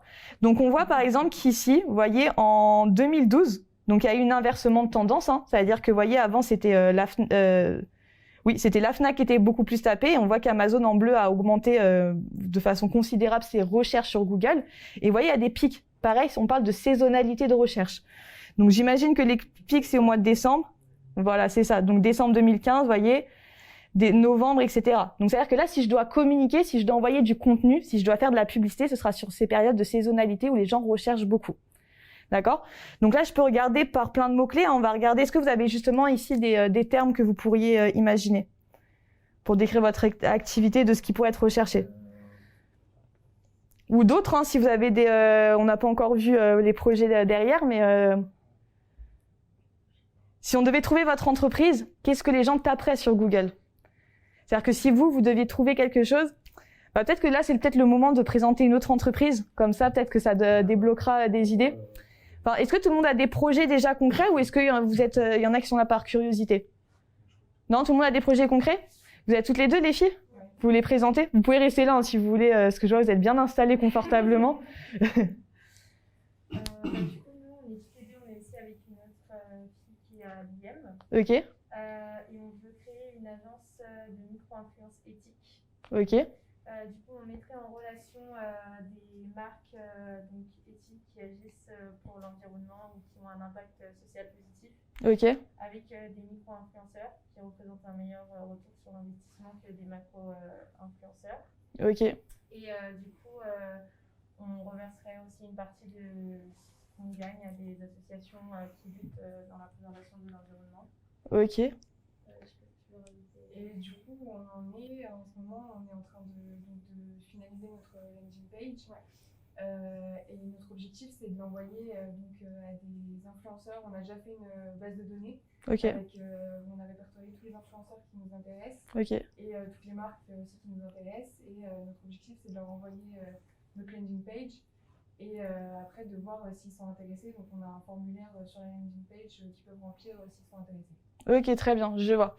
Alors vous, pareil, je pense qu'une des stratégies principales, ce sera l'image. C'est-à-dire que vous allez vous démarquer des autres qui existent déjà par rapport à votre image, justement, et votre positionnement. Donc, super important de jouer sur ça.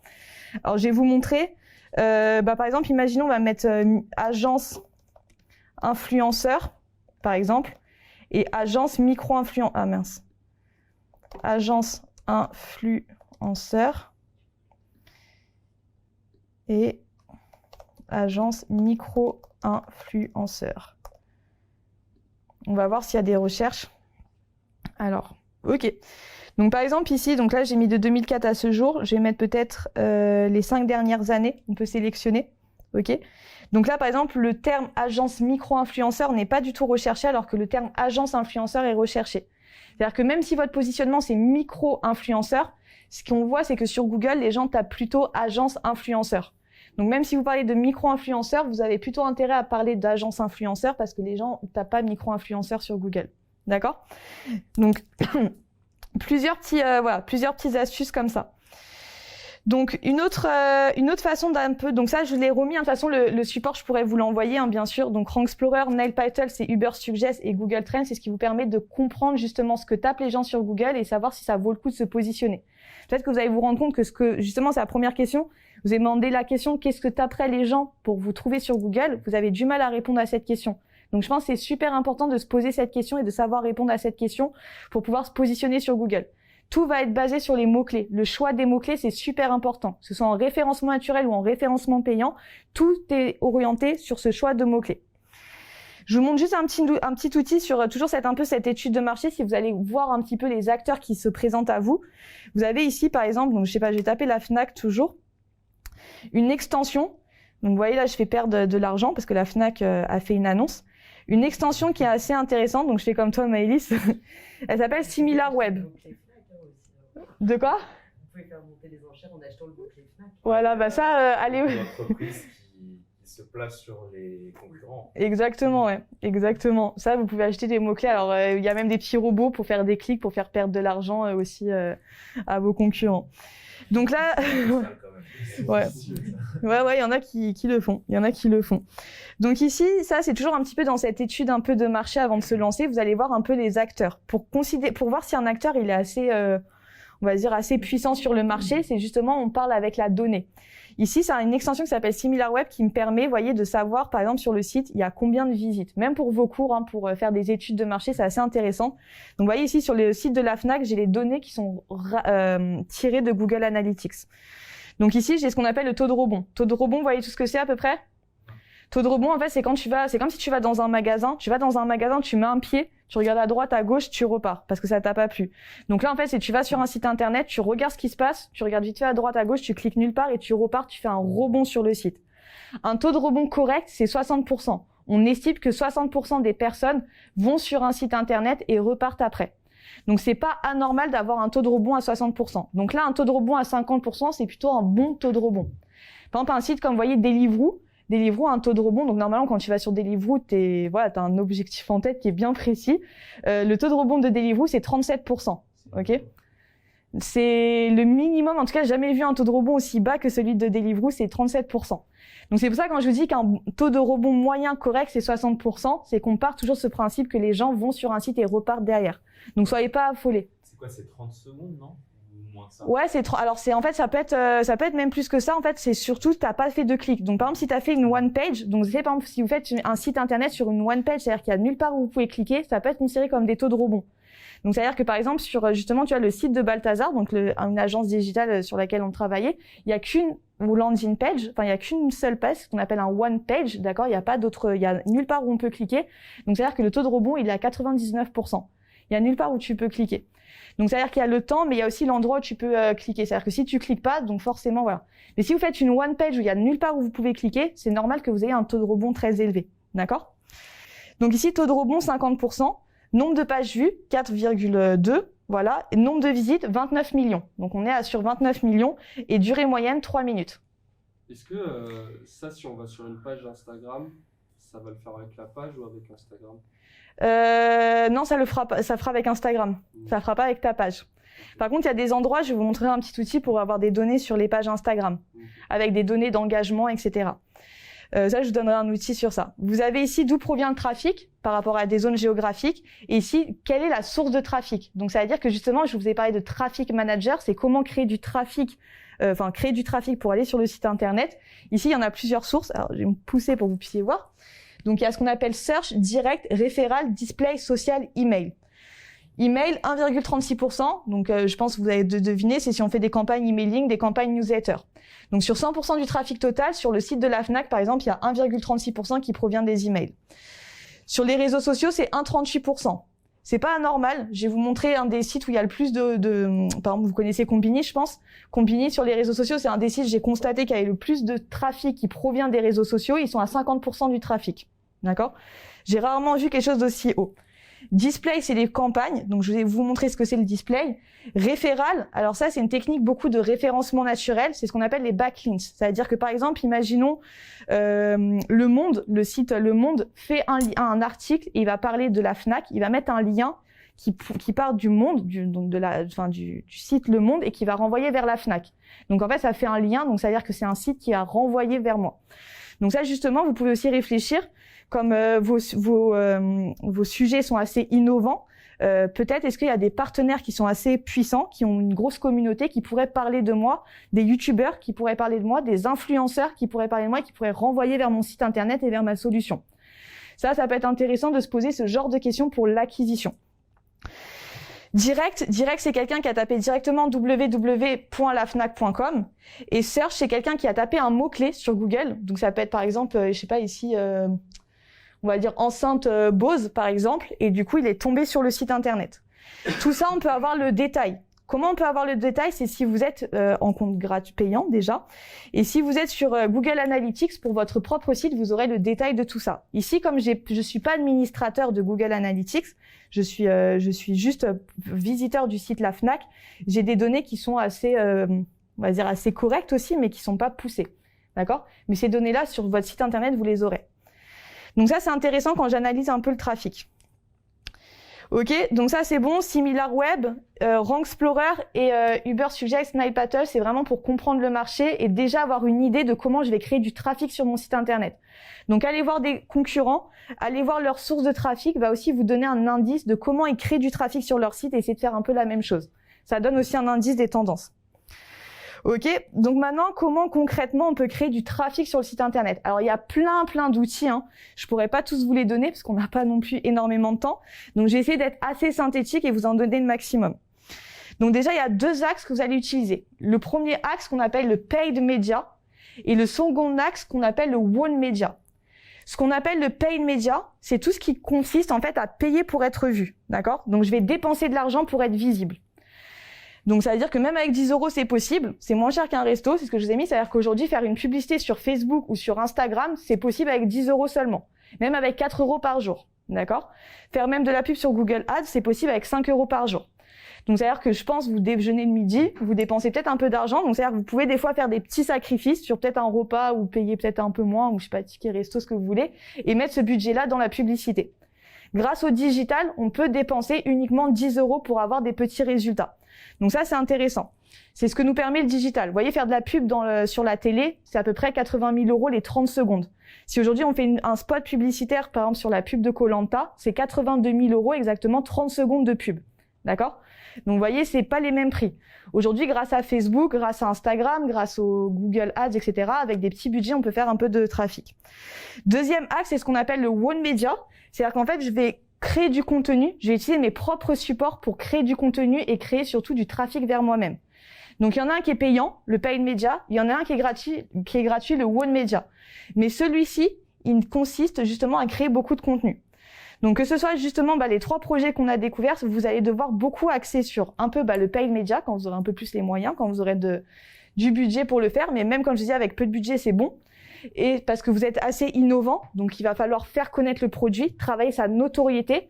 Et vous allez aussi travailler sur le One Media, c'est-à-dire qu'est-ce que j'ai comme propre réseau pour pouvoir communiquer du contenu. Instagram, Facebook, Twitter, les réseaux comme TikTok, etc. Donc, il y a plein de réseaux. Son site internet, son magasin. Ça, c'est le One Media. C'est mes propres supports de communication à moi. Je les utilise pour justement créer du contenu. Donc, en fait, vous avez prouvé votre vraie valeur. Donc, avec les 10 €, je dépense pour être visible. Je fais ce qu'on appelle de l'achat d'espace pub, alors qu'avec le One Media, j'attire grâce à du bon contenu. Donc pour le bon, alors justement, petite question. Est-ce qu'il y en a qui voudraient savoir, est-ce que vous avez besoin de savoir comment faire de la pub sur Facebook? Est-ce que c'est quelque chose qui pourrait vous intéresser ou pas? Si vous me dites non, on avance sur autre chose. Si vous me dites oui, j'aimerais bien savoir, on peut le faire. Sachant que Facebook, c'est Insta aussi. Ouais, Facebook et Insta. Oui, je pense que Ouais, ça peut être utile? Ok. Avant, on va voir un autre projet. Tu m'expliques ton petit projet? Alors, je fais plusieurs projets, mais en ce moment, je fais des crabes qui dansent. Des quoi? Des crabes qui dansent. Ouais, Ok. Il y a zéro blague.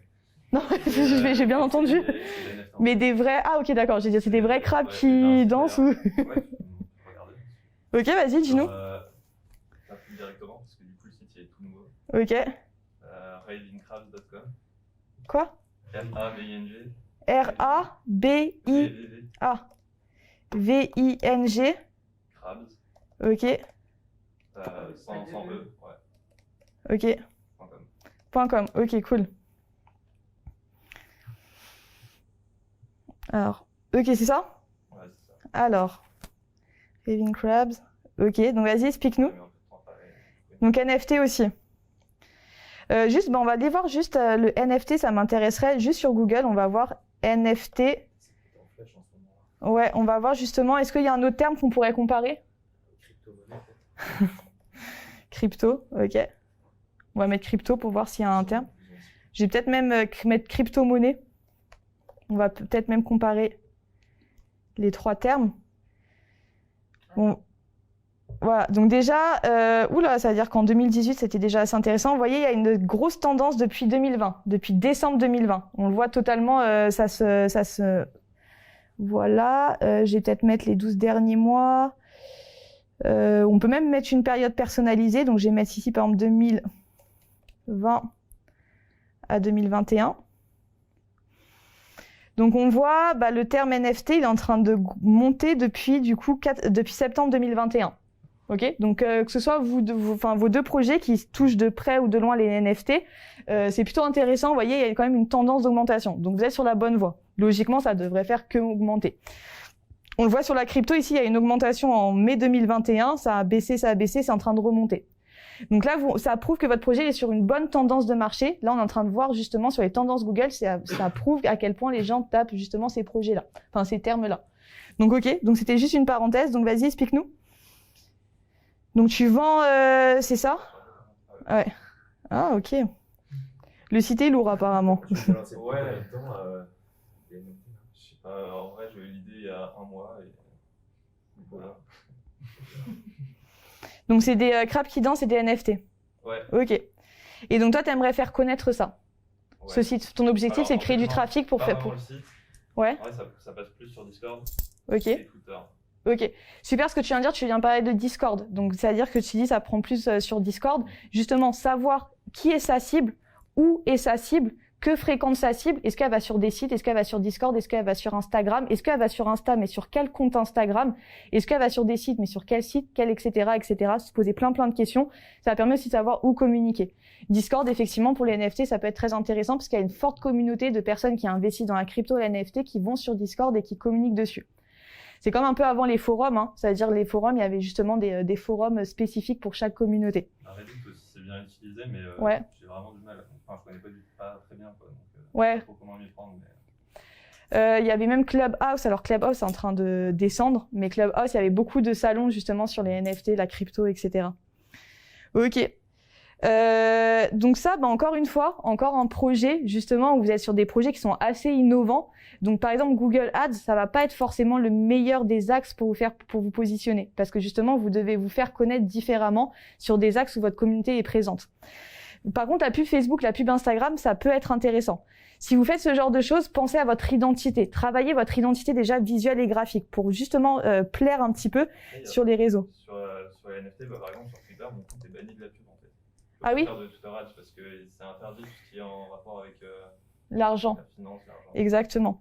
Alors, je vais vous montrer. Alors, il faut que j'en trouve.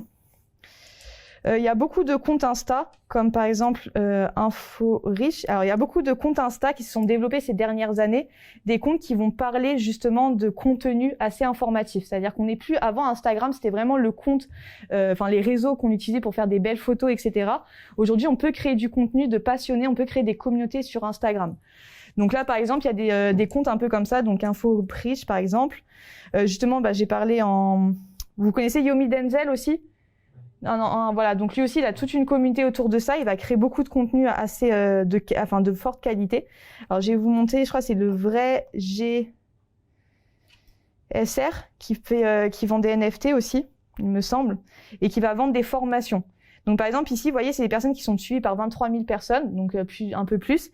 Comment ils sont suivis autant ? Parce que justement, ils créent du contenu. Et c'est ça qui est important dans, vous voyez, Paid Media, je dépense pour être vu, ce que je vais vous montrer rapidement avec la pub, et Won Media, je crée du contenu pour attirer du monde vers moi. C'est-à-dire que ici, cette personne, vous voyez, il a 23 000 abonnés parce qu'il crée du contenu qui intéresse. Sur les NFT, les gens se posent de plus en plus de questions. Vous voyez, on voit dans les tendances de recherche que les gens se posent des questions sur le sujet. Donc, comment justement attirer ces personnes-là ? C'est en créant du contenu. Ouais, c'est pas très beau même ce qu'il propose. C'est pas incroyable, mais il crée du contenu intéressant qui a de la valeur. Donc il va réussir à créer on va dire du trafic. Et qu'est-ce qu'il va faire grâce à ce trafic-là ? Il va pouvoir le convertir en faisant justement vendre, par exemple, en vendant des formations, en vendant autre chose derrière. Vendre des NFT par exemple. Donc vous voyez ici, il y a, j'imagine, une landing page qui renvoie vers peut-être une formation ou une méthode, vous voyez, quelque chose. Confidentiel, ne partage pas cette page. Ok, donc ça c'est du wording. Donc le wording, c'est justement quel est le texte que je mets. Alors est-ce que j'ai un ton décalé, est-ce que j'ai un ton sur l'humour, est-ce que j'ai quelque chose de formel ? Aujourd'hui, je pense qu'on peut s'amuser dans le wording, on n'est pas obligé de rester très très formel.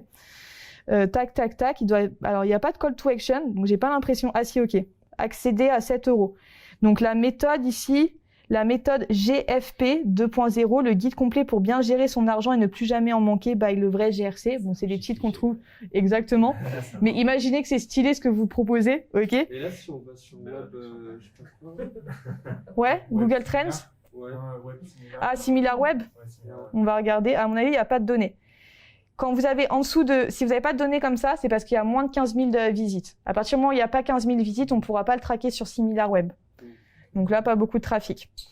Il y en a plein qui font ce genre de contenu, c'est-à-dire à vous poser des questions. Comment je peux utiliser un contenu, une tendance pour créer du contenu ? Ce contenu-là va toucher une communauté, d'accord ? Cette communauté va me suivre parce que je crée du bon contenu. Et donc ça, c'est important. Par exemple, il y en a d'autres. Si vous voulez pas montrer votre tête parce que vous n'êtes pas à l'aise avec votre image, c'est possible. On n'est pas tous à l'aise justement sur montrer son image et se mettre en selfie et parler.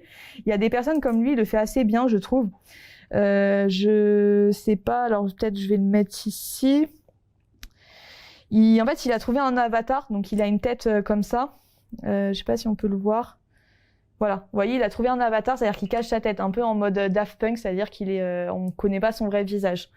Donc, il parle de plusieurs sujets autour de ça. Donc, trouvez, voyez, une identité forte, donc une identité visuelle. C'est la première chose à faire que vous allez tous devoir faire dans votre projet. Est-ce que c'est le noir et le jaune? Est-ce que c'est le rouge et le blanc? Peu importe. Trouvez une ligne éditoriale. Est-ce que je suis sur l'humour? Est-ce que je suis sur quelque chose de formel ou informel? Et comment je crée du contenu autour de ça? Mais quand je vais créer du contenu, je vais essayer de créer du contenu en respectant mon identité visuelle, en respectant justement mon identité personnelle par le texte et par le contenu visuel. Donc, il y a créer du contenu, mais il y a aussi créer du contenu visuel. On a beaucoup d'étudiants qui sont, notamment à l'ESSIV, Ouais. qui ne sont pas super portés sur tout cet aspect créatif parce que ça les intéresse pas, c'est pas trop leur truc. Ouais. Je vais essayer de pas faire de généralité, mais c'est quand même un petit peu le cas à l'ESSIV. Ouais. Qu'est-ce que tu leur conseilles,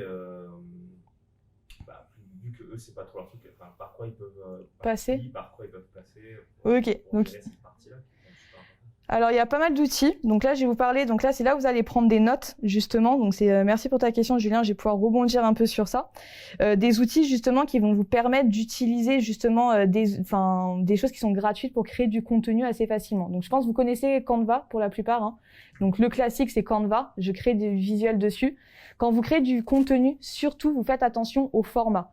Quand je crée du contenu sur Instagram, sur Facebook, sur un blog, quand je parle de format, c'est hauteur fois largeur. C'est jamais le même format, d'accord? Donc, on va toujours créer du contenu adapté au bon format. Donc, Canva, c'est pour la création de contenu visuel. Vous avez des outils comme Lumen 5 qui vous permettent de faire des petits montages vidéo comme on a pu voir sur les Reels ou sur Instagram où vous allez rajouter du texte, etc. D'accord? Donc là, je vais vous laisser plein de contenus pour justement créer du contenu graphique et visuel assez facilement et gratuitement surtout. Tout ce que je vous montre, ce sera gratuit. Enfin, du moins, il y aura une partie gratuite et une partie payante toujours. Adobe Spark, ça fait partie de la suite Adobe, mais c'est comme Canva, il n'y a pas besoin de logiciel, vous pouvez l'utiliser en ligne directement. Donc c'est comme Canva, vous créez du contenu visuel dessus. Il y a plein de thèmes, donc c'est assez facile à créer. Ce qu'il faut surtout se faire, c'est quand vous créez du contenu visuel, définissez pas plus de 3 couleurs, d'accord? Pas plus de 3 couleurs, pas plus de 3 typographies différentes. Donc, fixez-vous 2 couleurs ou 3, ok? Et fixez-vous 2 ou 3 typos différentes, mais pas plus. Ça, c'est la première chose à se faire, d'accord? Donc, Adobe Spark. Ici, c'est pareil. Donc, c'est comme Lumen, c'est pour créer du contenu aussi vidéo. C'est ce qu'on appelle des vidéo makers. Donc, vous pouvez faire des petits assemblages facilement. Ça s'appelle Place It ou Place It. Je ne sais pas trop avec l'accent ou pas. Hein? Ça existe encore, ça? Ouais, et ils ont fait une mise à jour, justement. Et il y a pas mal de thèmes qui sont assez modernes, adaptés aux réseaux sociaux. Tu l'utilisais? Ouais, Placeit. Ouais. Ouais, moi je faisais pas mal de trucs quand j'étais jeune dessus et franchement ils ont fait une mise à jour. Pareil sur PlayPlay, ils ont fait une mise à jour. Donc pareil, ça c'est pour encore une fois faire du contenu vidéo. Donc Lumen 5, Placeit et PlayPlay, c'est des logiciels simples d'utilisation, pas besoin de compétences, pas besoin d'être graphiste pour pouvoir faire des vidéos assez facilement. Ensuite, il y a Beatable aussi qui permet de faire du contenu vidéo. Alors je trouve bien en version payante, mais un peu moins bien en version gratuite. Donc voilà. Sur Instagram, moi, ce que j'utilise, c'est vrai que je l'ai pas mis ici, j'utilise Mojo, M-O-J-O, ce qui permet de faire des belles animations, des belles transitions, etc. pour les stories. C'est vraiment fait pour avoir des stories Instagram, belles transitions, etc. Ouais, sur Mojo, c'est mieux en version payante. Après, la version payante, elle est à 39 € par an. Donc ça passe. Si vous faites des podcasts super intéressants, c'est justement une source de notoriété très importante qui est de plus en plus utilisée, hein, je pense. Est-ce que vous écoutez les podcasts? Ouais? Pas trop? Il y a des fans ici de temps en temps, un peu plus, je pense. Anchor, ça vous permet, justement, c'est une plateforme sur laquelle vous pouvez créer, distribuer, monétiser vos podcasts. D'accord? Donc ça aussi, ça peut permettre de le faire. Tu connais? Ouais, je connais. Ok. Qui l'utilise? Pour les infographies, ça vous intéresse un petit peu moins, mais pourquoi pas? C'est souvent quand on est dans du B2B, on peut utiliser Easly, qui est vraiment fait pour créer des infographies. Pour justement Pictochart, infographie, mais vous pouvez faire aussi des landing pages dessus. Ok. De toute façon, je vais vous donner d'autres outils pour les landing pages. Pour récupérer des photos, donc banque d'images, pour récupérer des photos, vous avez Pixabay, ok, et vous avez également Pexel. Donc là, en fait, c'est pour récupérer des photos libres de droit, donc des photos que vous pouvez mettre sur vos visuels, d'accord. Donc il y a une grosse partie sur ces deux-là, Pixabay et Pexel, qui sont libres de droit. Si vous utilisez Canva, vous pouvez télécharger sur Canva. En général, c'est pas trop connu. Enfin, peut-être vous le savez, hein. Mais vous pouvez utiliser sur Canva justement les applications Pexel, les intégrer directement à Canva. Comme ça, vous avez accès à ces banques d'images sur Canva directement. Donc, vous allez dans le menu, installer une application, et là, vous installez Pexel et Pixabay. Ensuite, là, alors c'est plutôt si vous faites sur les réseaux sociaux pour programmer du contenu. Vous l'avez peut-être déjà vu en cours, HotSuite et Buffer. Sinon, moi, personnellement, j'utilise Creator Studio. Creator Studio qui permet de publier du contenu, de le programmer à l'avance, d'accord, sur Facebook et Instagram. Donc, vous pouvez le faire sur votre ordinateur, pour Instagram aussi. Donc, c'est Creator Studio, ouais, et ça appartient à Facebook. Donc, comme ça appartient à Facebook, c'est gratuit, c'est bien optimisé, etc. Donc moi, je préfère personnellement, pour partager sur Facebook et Instagram, je préfère largement Creator Studio. Vous avez toutes vos statistiques qui sont positionnées dessus. Ok, donc encore à peu près, ça va, 15 minutes encore, vous tenez à niveau concentration, fatigue? Tu lâches un peu? Non, ça va, ok. Donc ça, c'est plein d'outils qui vous permettent de créer un peu de contenu justement assez gratuitement. D'autres outils, je suis dans la liste des outils pour faire des landing pages. Alors, il n'y a rien que mieux de votre site internet, c'est-à-dire que si vous avez un site internet développé, Julien, j'ai fait une petite dédicace avec Strakinly. Si vous avez un site internet développé sur WordPress, il n'y a rien de mieux qu'utiliser un plugin pour créer des landing pages. Mais si c'est pas le cas, vous pouvez utiliser des CMS, donc qui sont pas top pour le référencement naturel, mais qui passent pour faire des landing pages de conversion. Le terme landing page, tout le monde voit ce que c'est ou pas? Ok, nickel. Donc il y a Unbounce, il y a Leadpage, il y a Squarespace, Wix et Strakinly, d'accord, qui permet de faire juste une landing page pour essayer de convertir, faire justement une campagne crowdfunding, renvoyer vers Ulule ou autre, présenter son projet, mettre une vidéo, ça peut être sympa pour faire connaître votre projet justement pour aider au financement. Donc voilà les petits outils de landing page. Ok, donc comme je vais vous dire, comme je vous ai dit, on va parler rapidement de Facebook. Tac, tac, tac, on était ici. Donc, comme je vous ai dit, ça, c'est super important. Paid media, own media. D'accord? 2 axes. 1, je paye, je dépense de l'argent pour être vu. D'accord? Donc, souvent, quand je veux avoir un objectif de notoriété, je vais dépenser un peu d'argent pour être vu. Et 2, le own media. Donc là, ça va être la création de contenu. Ça va être le brand content, le contenu marketing. Tous ces termes-là, faut bien sûr les développer. On parle aussi d'inbound marketing. Oui? Je voulais juste savoir qui a déjà fait des pubs Facebook là parmi vous? 1, 2. Ok, c'est bien. Vous avez déjà des petites bases. Donc, on va voir Facebook rapidement. Alors, Facebook, il y a plusieurs types de campagnes possibles. D'accord? On a plusieurs types de campagnes. Ce qu'il faut savoir, c'est que je vous ai parlé d'objectifs, justement. Donc, en fonction de vos objectifs, vous allez faire des campagnes différentes. Donc, comme on dit, une campagne publicitaire est égale à un objectif stratégique. D'accord? Donc, si vous avez plusieurs objectifs, donc par exemple, un objectif, ça va être faire participer à ma campagne Ulule, renvoyer vers mon site internet, faire connaître ma vidéo qui parle de micro-influence, etc. Alors, avant de continuer, t'es la dernière qui nous a pas parlé de ton projet. Comme ça, si j'ai des exemples à donner. Et oui, t'es pas passé inaperçu. Moi, c'est en fait une plateforme e-commerce de relations entre particuliers pour des cosmétiques. D'accord, ok. Donc, c'est-à-dire cosmétiques naturels, cosmétiques, tout type de cosmétiques. Je vends mes cosmétiques, je les mets sur la plateforme. C'est ça, en fait, c'est vraiment le lien partenaire à partenaire. Donc, c'est une plateforme d'e-commerce collaborative. C'est vraiment, moi, je fais juste la transaction et c'est des produits naturels. Et bien évidemment, je me concentre sur un seul type de produit. Au début, je ne peux pas tout faire en même temps. Ouais. Et actuellement, je développe, j'essaie une communauté sur TikTok. D'accord, top. Ah, ça, c'est bien. Et c'est toi qui tu fais des... Ouais, j'essaie de revoir, j'en ai déjà fait une, mais ça n'a pas trop marché parce que je Ouais. crois que c'était trop technique. Ok. Lise a aussi cette casquette de créatrice de cosmétiques naturels. Ouais. Mais pour l'instant, justement, j'ai fait plusieurs petits projets. Il y en a que j'ai mis de côté parce que justement, celui du cosmétique, c'est pour ça, faites attention quand vous lancez un projet. Donc moi, j'avais ma passion, c'était de créer, j'aimais bien créer les cosmétiques moi-même. Et en fait, ce que j'ai voulu faire, donc j'ai tout fait. C'est-à-dire que j'ai fait la composition des produits, j'ai fait l'identité visuelle, j'ai fait toutes les formules, etc. Sauf que pour lancer un produit cosmétique, il faut à peu près 10 000 € minimum sur le marché. 10 000 €, tu dois faire valider ça par le formulateur. Donc, il y a un formulateur qui doit valider tes produits. Tu dois faire certifier tes produits par un label bio, etc. si tu veux avoir des choses naturelles. Et donc, en fait, j'avais tout fait, sauf que j'avais oublié une case. C'est, vous savez, quand on vous parle d'environnement PESTEL en cours, quand on vous dit, ouais, il faut analyser l'environnement politique, économique, socio-culturel, technologique, écologique et légal. Et moi, j'avais oublié cette partie légale. Je me suis dit, OK, je fais tout et après, je verrai. Et après, quand j'ai vu que la partie légale, justement, il fallait lâcher 10 000 € pour un projet, enfin pour un produit, je me suis dit je suis pas prête aujourd'hui à justement faire 10 000 euros. Alors j'aurais pu faire des campagnes de crowdfunding pour faire participer sur mon projet, travailler l'image parce qu'il y avait un positionnement. Mais je me suis dit aujourd'hui, je préfère avoir quelque chose qui me rapporte pas mal d'argent en étant justement dans le service, parce que l'avantage du service, c'est que vous perdez pas grand-chose en termes de risque à part votre temps et votre matière première. Donc on va essayer de séréniser certaines choses et après quand on pourra lâcher 10 000 euros comme ça, on pourra éventuellement le faire. Donc très bien, ça va du coup, je pense, s'intéresser aussi les campagnes Facebook, Google. Donc campagne publicitaire est égale à un objectif stratégique, d'accord? Donc il y a plusieurs types de campagnes.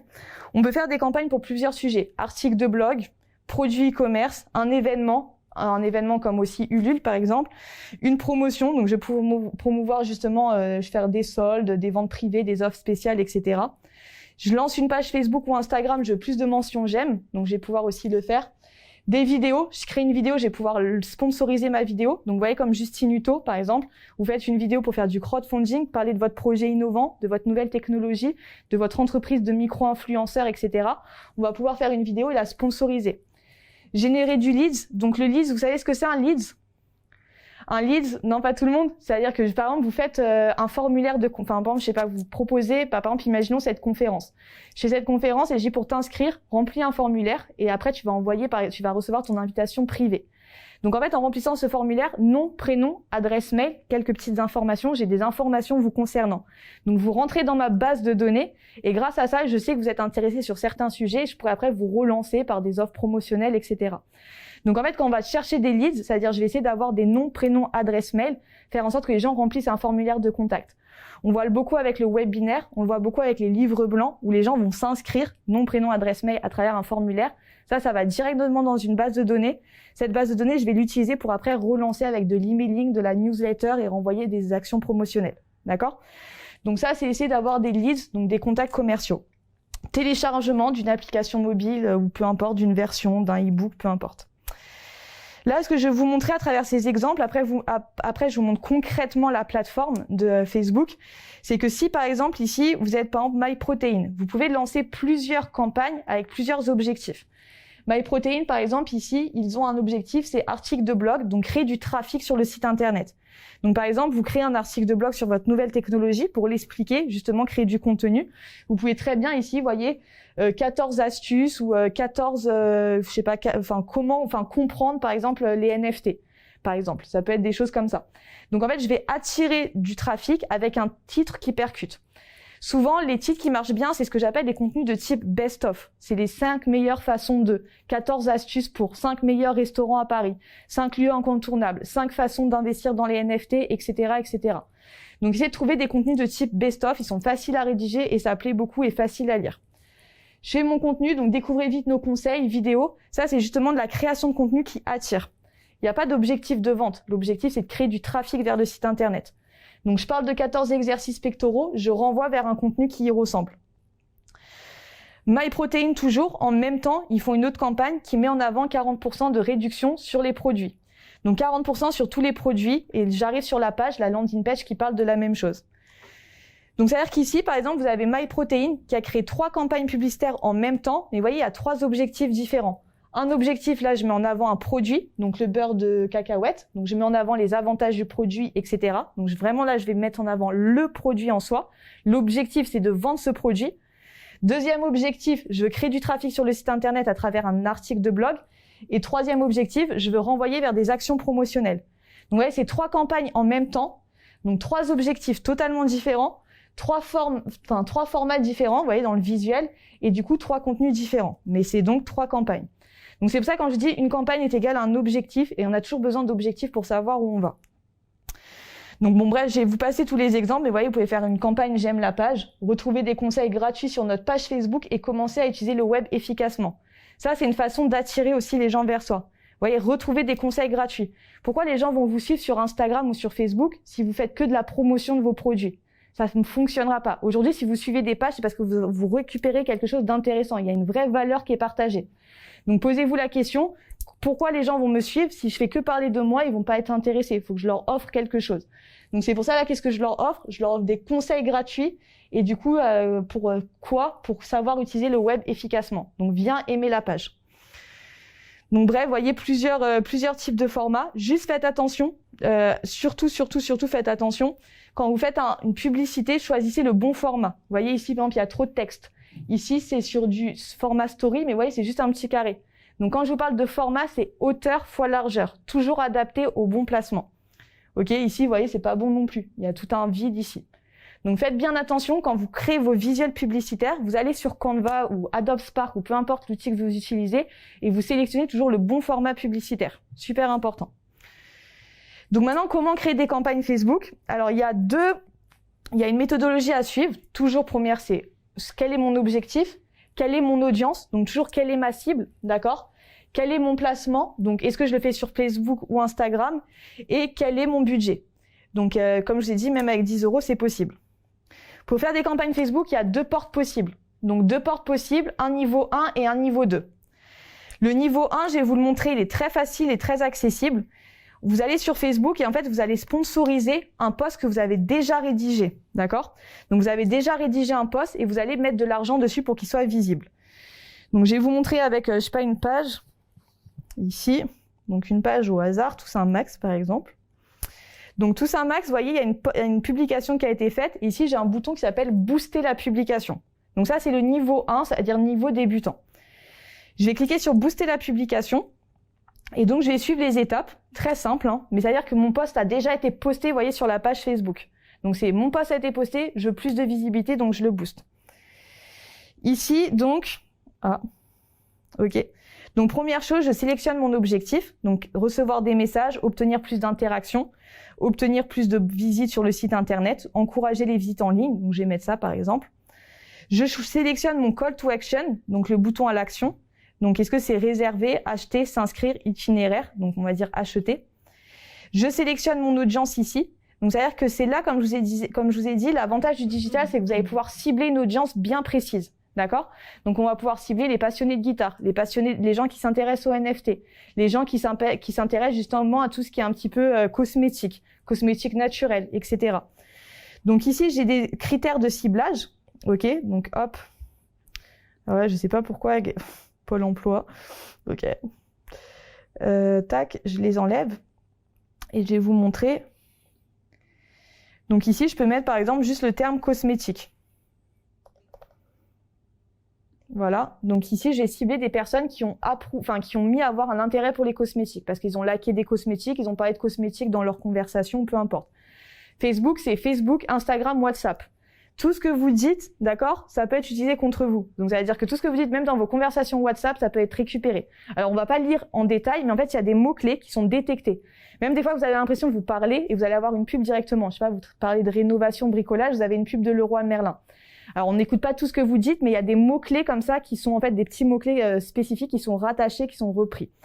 Si vous laissez vraiment rien du tout, ce qui est un peu impossible, mais imaginons que vous laissez rien du tout derrière vous, sachez qu'en fait Facebook, dans son algorithme, va considérer que vos meilleurs amis sont comme vous. Donc ça veut dire que par exemple, si tu parles tous les jours avec quelqu'un sur WhatsApp ou Messenger, si cette personne a des intérêts très forts parce que justement elle est souvent sur Facebook, elle a beaucoup de choses, vous allez être considéré comme cette personne. Vous allez être dans le même sac. En gros, les amis de mes amis sont mes amis, etc. Donc non, c'est pas ça l'expression. Bon, dans l'idée, voilà, c'est... On est sans... Ouais, c'est... Bon... Voilà, vous avez compris. Donc, c'est ça, c'est-à-dire que même si vous laissez rien, sachez que si vos amis laissent quelque chose et que vous parlez régulièrement sur WhatsApp ou Messenger, vous êtes considéré de la même façon, enfin, avec les mêmes critères de ciblage. Ok? Donc ici, j'ai des critères, vous voyez, je peux mettre cosmétique. Si je fais parcourir, je peux très bien mettre des critères sur des intérêts, sur des comportements, sur sur plus de choses. Je peux cibler, par exemple, les parents. Donc, par exemple, tous les parents, des parents qui ont des enfants entre 0 et 12 mois. Des parents qui ont des enfants entre 13 et 17 ans, etc. Donc, tout ça, c'est aussi basé sur les recherches. Donc, il y a plein de critères de ciblage. C'est pour ça que la première chose que je vous ai dit, réfléchissez qui est ma cible. Donc, en fonction de qui est ma cible, je vais mettre des choses. Vous voyez, si je mets NFT, il n'y a rien. Bah oui, parce qu'on peut pas faire de pub, normalement. Quand on parle d'argent, justement, et alors tout ce qui est autour de l'argent, autour du porno, autour de les jeux d'argent aussi, tout ce qui est jeux d'argent, tout ce qui est armes, etc., c'est bloqué par la publicité. Donc, si vous voulez faire de la publicité, il va falloir détourner, faire des façons subtiles de parler de votre sujet de cette façon-là. Donc, je peux mettre plein de termes. Donc, je peux mettre, vous voyez, je pourrais même mettre Booba, par exemple, des gens qui aiment Booba. Donc là, rien à voir, hein, mais pourquoi pas. Je peux mettre pas mal de termes, et là, ça va mettre aussi la taille de l'audience. Je peux cibler par rapport à des lieux, donc je peux cibler que les gens qui vivent à Paris. Si je considère justement, vous faites un événement spécifique justement autour de, tu veux faire un événement découverte par exemple pour montrer en direct ce que tu fais et inviter les gens à voir ce que tu fais, bah c'est que à Paris que tu fais ça, donc tu vas cibler que les gens à Paris. Donc là, je vais pas pouvoir tout vous montrer en détail, mais il y a plein de critères en tout cas de paramétrage et de ciblage. Donc vous enregistrez ensuite votre audience. Vous sélectionnez combien de jours vous voulez voir votre publicité et quel est le budget. Quand je vous ai dit à partir de 4 €, je peux même faire à partir de 10 €, je peux même faire à partir de 4 €. Alors, il faut que je baisse là, voilà. Si je fais 4 jours, vous voyez, 4 jours, 4 €, j'aurai des résultats. Qu'est-ce que j'aurai comme résultat? On fait une estimation potentielle, quotidienne, donc estimation quotidienne. Je vais avoir combien de clics sur mon lien? Entre 17 et 48. Chaque jour, je vais avoir entre 17 et 48 clics sur mon lien. Alors, pourquoi je parle de clics sur mon lien? Parce que avant, j'ai mis un objectif qui était de créer du trafic sur mon site internet. Si j'avais mis, par exemple, avoir un appel ou avoir un message, ce seraient pas les mêmes données. Donc ici, on estime, alors c'est une moyenne, je suis d'accord, c'est assez large. Qu'est-ce qui va faire si je suis plutôt à 17 ou à 48? C'est justement la qualité de votre visuel. Donc un visuel assez léger, pas trop de texte, un wording, donc un texte qui a de l'impact, etc. Et surtout, bah, on va dire une envie de cliquer. Donc il faut pousser au clic. Donc c'est pour ça que ça pourra varier forcément plutôt 17 ou 48. Si vous voulez faire une estimation, faites une moyenne en disant, bon par exemple ici la moyenne 30, 32. On va dire que c'est la moyenne entre 17 et 48. Donc 32 clics par jour pendant 4 jours. J'ai dépensé 4 € au total, d'accord? Donc en ayant dépassé, il est en train de faire le calcul. En ayant dépensé 4 € au total sur 4 jours, vous voyez? Donc 1 € par jour. Je pourrais avoir du coup, bah, Julien, 32 x 4. Ouais, ok. Donc ça fait à peu près 160, on va dire. Donc à peu près 160 clics en dépensant 4 €. Donc c'est-à-dire ça peut être un bon petit truc, tu vois, tu veux lancer ta campagne de crowdfunding, tu fais une belle landing page, ok, une belle landing page qui crée du trafic justement, qui explique ton projet, tu mets 4 € sur 4 jours et tu peux créer un peu de trafic sur ta landing page, d'accord? Donc 160 clics, ça va, c'est pas incroyable, mais c'est déjà bien. Cette personne pourra envoyer à une autre personne. Donc ça, c'est le premier niveau pour faire de la pub sur Facebook. Là, c'est uniquement sur Facebook, d'accord? Niveau 2 maintenant, donc le niveau, on va dire des pros. Je pense que vous êtes capable d'avoir ce niveau-là. On va directement sur la régie publicitaire de Facebook. C'était pour tous un max que tu avais Pôle emploi. Ouais, c'est bon, c'est une longue histoire. Donc, vous allez sur une régie publicitaire qui s'appelle le gestionnaire de Facebook. Enfin, le gestionnaire publicitaire. Gestionnaire de pub. Et donc là, vous allez avoir la régie pub qui est extérieure à Facebook. Ça appartient à Facebook, mais c'est pas sur la page Facebook. Ok? Vous avez ici, donc gestion des publicités, et vous allez accéder au gestionnaire et vous allez créer tout un plan publicitaire. Donc là, vous allez mettre un peu plus de budget. Si c'est pour mettre 4 €, ça sert pas à grand chose de passer par là. D'accord? Là, c'est plutôt, je dirais, si on a un budget peut-être d'aller 100 €, et même de 50 €, c'est pour diviser son projet et surtout faire de l'A/B testing. Alors, je vais vue d'ensemble, campagne. Donc ici, vous allez ce qu'on appelle créer des campagnes. Et dans chaque campagne, vous allez avoir des ensembles de publicités. Et dans chaque ensemble de publicités, vous allez avoir des publicités. Alors, j'explique. Une campagne, on a vu, c'est un objectif. Donc, objectif de création de trafic, objectif pour avoir des likes, etc.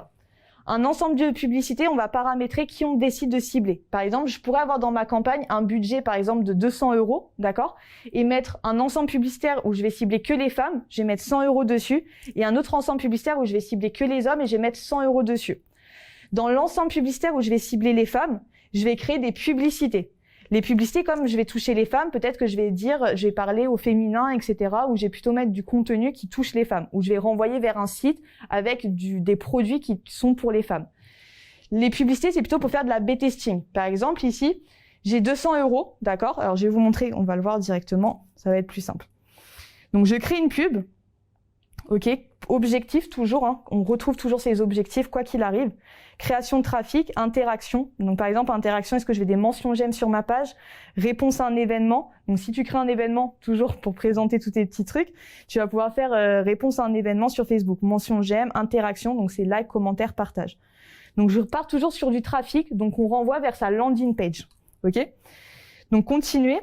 Et donc là, je vais avoir ma structure publicitaire qui va se mettre en place. Donc ma structure publicitaire, comme j'ai dit, nouvelle campagne, nouvel ensemble, publicité. Donc la publicité, c'est pour tester un visuel. Donc en fait, j'ai par exemple testé, ça va être le même ensemble. Donc alors je vais vous montrer ici l'ensemble. Je vais l'appeler par exemple ensemble 1. Je vais plutôt vous montrer les étapes, ce sera plus facile. Ensemble numéro 1, par exemple.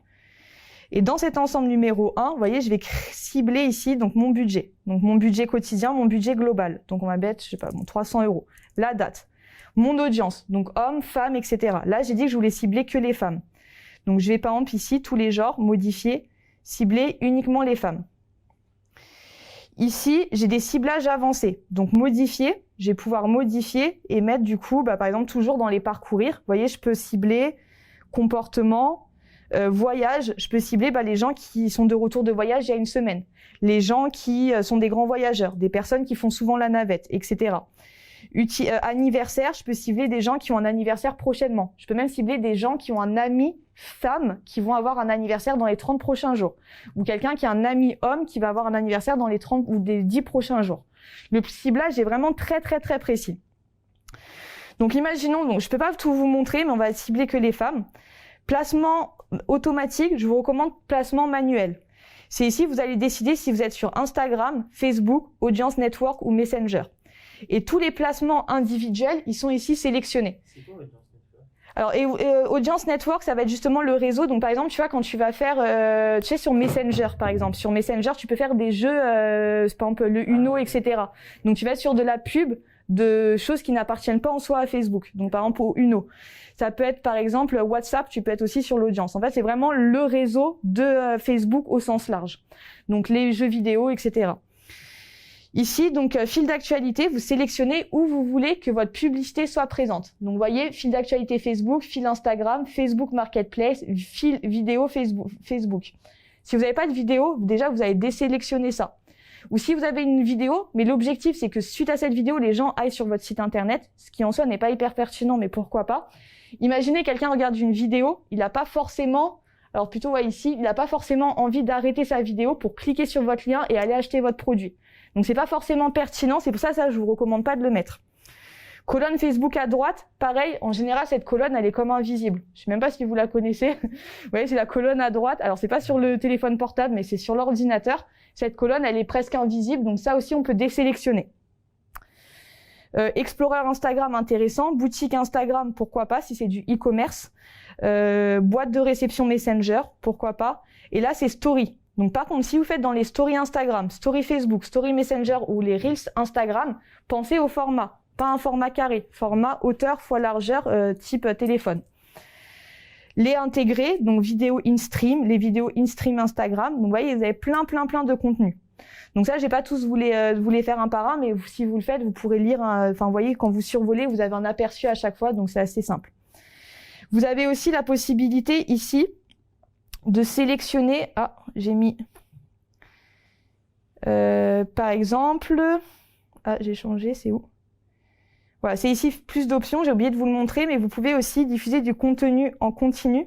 Vous pouvez sélectionner selon un calendrier, donc sélectionnez par exemple, si vous imaginez que votre cible elle est plutôt connectée le soir, vous allez sélectionner par exemple de 17h à 23h voire minuit, d'accord? Donc ici vos pubs elles seront visibles que de 17h à 23h minuit. Ici elles seront visibles tous les jours, voilà, ou par exemple le dimanche, vous sélectionnez toute la journée ou toute la nuit. Le samedi on peut mettre aussi un peu plus tard, etc. Ok, donc on peut sélectionner des plages horaires. Donc c'est vraiment très poussé, hein. Vous voyez, ça va très loin.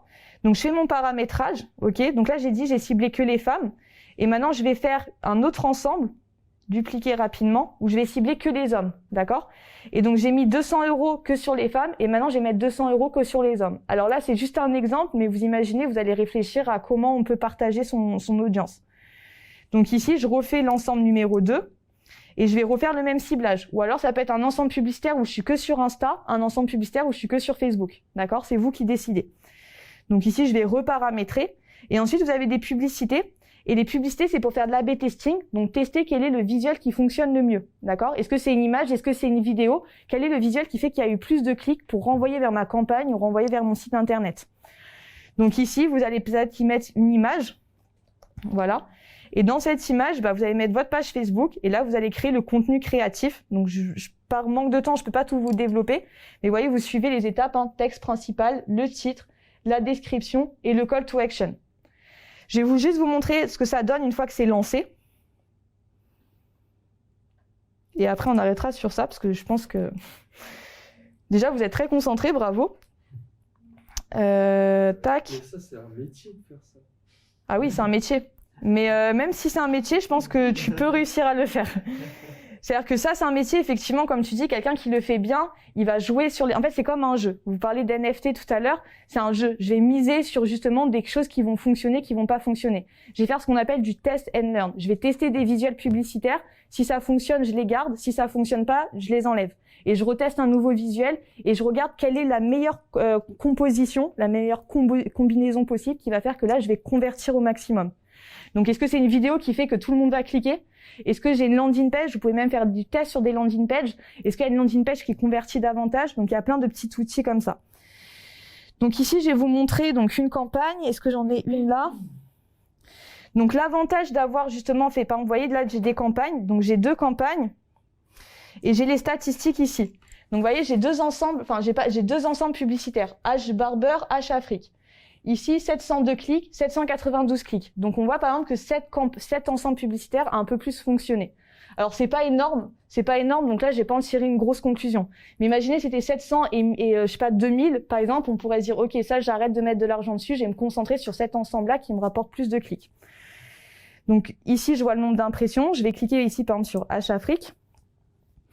Et donc là, j'ai testé plusieurs publicités. Donc, vous voyez, j'ai testé image 1, GIF, carrousel, image 3, etc. Donc là, bon, moi, je me suis un peu emportée parce que j'en ai mis beaucoup. En réalité, vous pouvez en mettre juste 3, 4, ça suffit. D'accord? Moi, j'ai voulu tester plein de formats. Voilà. Mais regardez, le même ensemble publicitaire, vous voyez, c'est ici, en termes de prix, le même ensemble, tout paramétré pareil, juste le visuel, il change, le coût par clic, parce qu'on est sur du coût par clic, ça change. Ici, vous voyez, j'ai payé 0,04 centimes mon coût par clic, alors qu'ici, je l'ai payé 12 centimes. Pourquoi? Parce qu'on parle de taux de clic. C'est-à-dire que si ta publicité, par rapport au nombre de personnes qui voient ta publicité, si les gens cliquent beaucoup, on considère que ta publicité est de bonne qualité et donc on va te faire baisser ton prix. Alors que si les gens voient beaucoup ta publicité et que personne ne clique, on considère que ta publicité est de mauvaise qualité, du coup on va t'augmenter le prix. Ouais. Et donc en fait, toi tu payes un prix de base, là, ce qui était à gauche, et si c'est moins cher, c'est parce que tu as eu beaucoup de clics. Exactement. Tu payes juste le prix de base, c'est juste représentatif, tu ne payes pas vraiment le prix par clic. Si, tu payes vraiment. C'est-à-dire que là, par exemple, j'avais un budget de 30 € sur cet ensemble, et donc dès que quelqu'un clique, ça fait moins 1 centime, moins, enfin en fonction de ce prix-là. Ce que je veux dire, c'est des 30 €, ils se mettent... Ouais, mais après, ils se consomment, ils peuvent être consommés. Ouais. Et donc si toi, tu as mis sur 4 jours et qu'au bout de 4 jours, il reste 10 €, ils te revirent les 10 €? Ouais, c'est ça. Enfin, ils te le revirent pas, mais tu as le droit de les utiliser. Enfin, en fait, ils sont pas utilisés, ils sont pas débités. Donc, c'est-à-dire qu'en fait, c'est une bonne question, c'est-à-dire que c'est en temps réel que c'est enlevé l'argent. Donc, c'est-à-dire que si tu as 30 €, par exemple, si au bout de 3 jours, il y a eu 5 € d'utilisés et que toi, tu as envie d'arrêter, tu peux, enfin, ce sera pas dépensé. En fait, tu dis à Facebook, ici, je suis prêt à dépenser 30 € au total.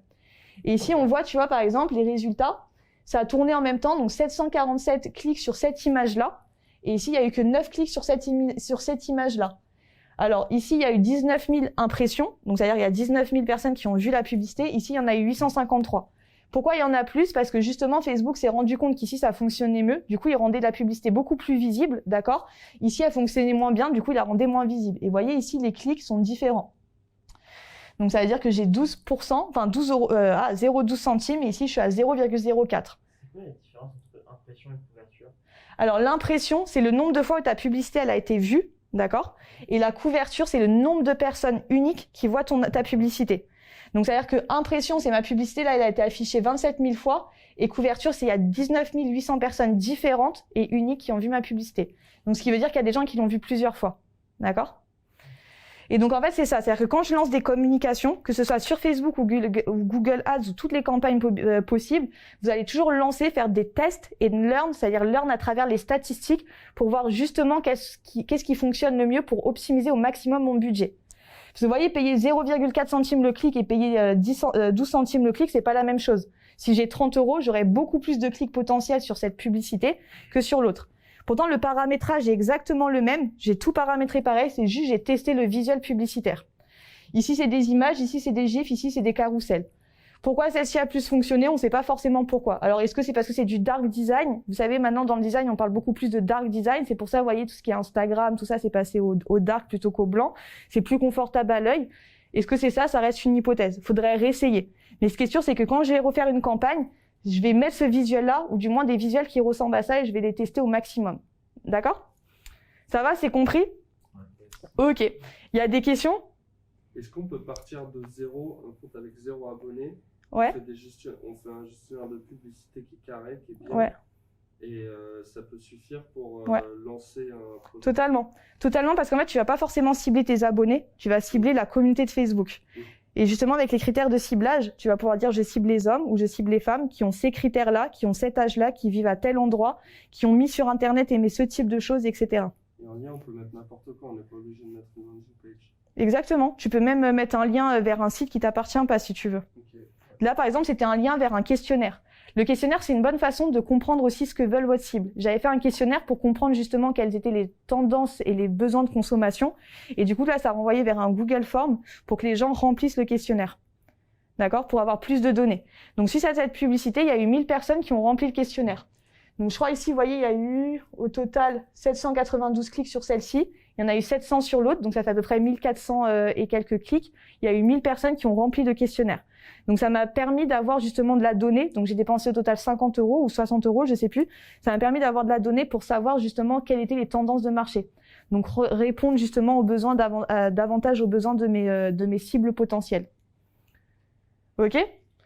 Donc il y a plein de façons. Donc bien sûr, on n'a qu'1 heure et demie ensemble, donc je peux pas tout vous développer. Mais il y a plein de façons de créer du trafic, d'acquérir du trafic. Bah justement, et la première chose, c'est se poser la question qui sont mes cibles, où ils sont, et du coup définir un petit budget et essayer de toucher, on va dire, vous voyez, comme je dis, avec 4 €, 10 €, on peut faire sur Facebook.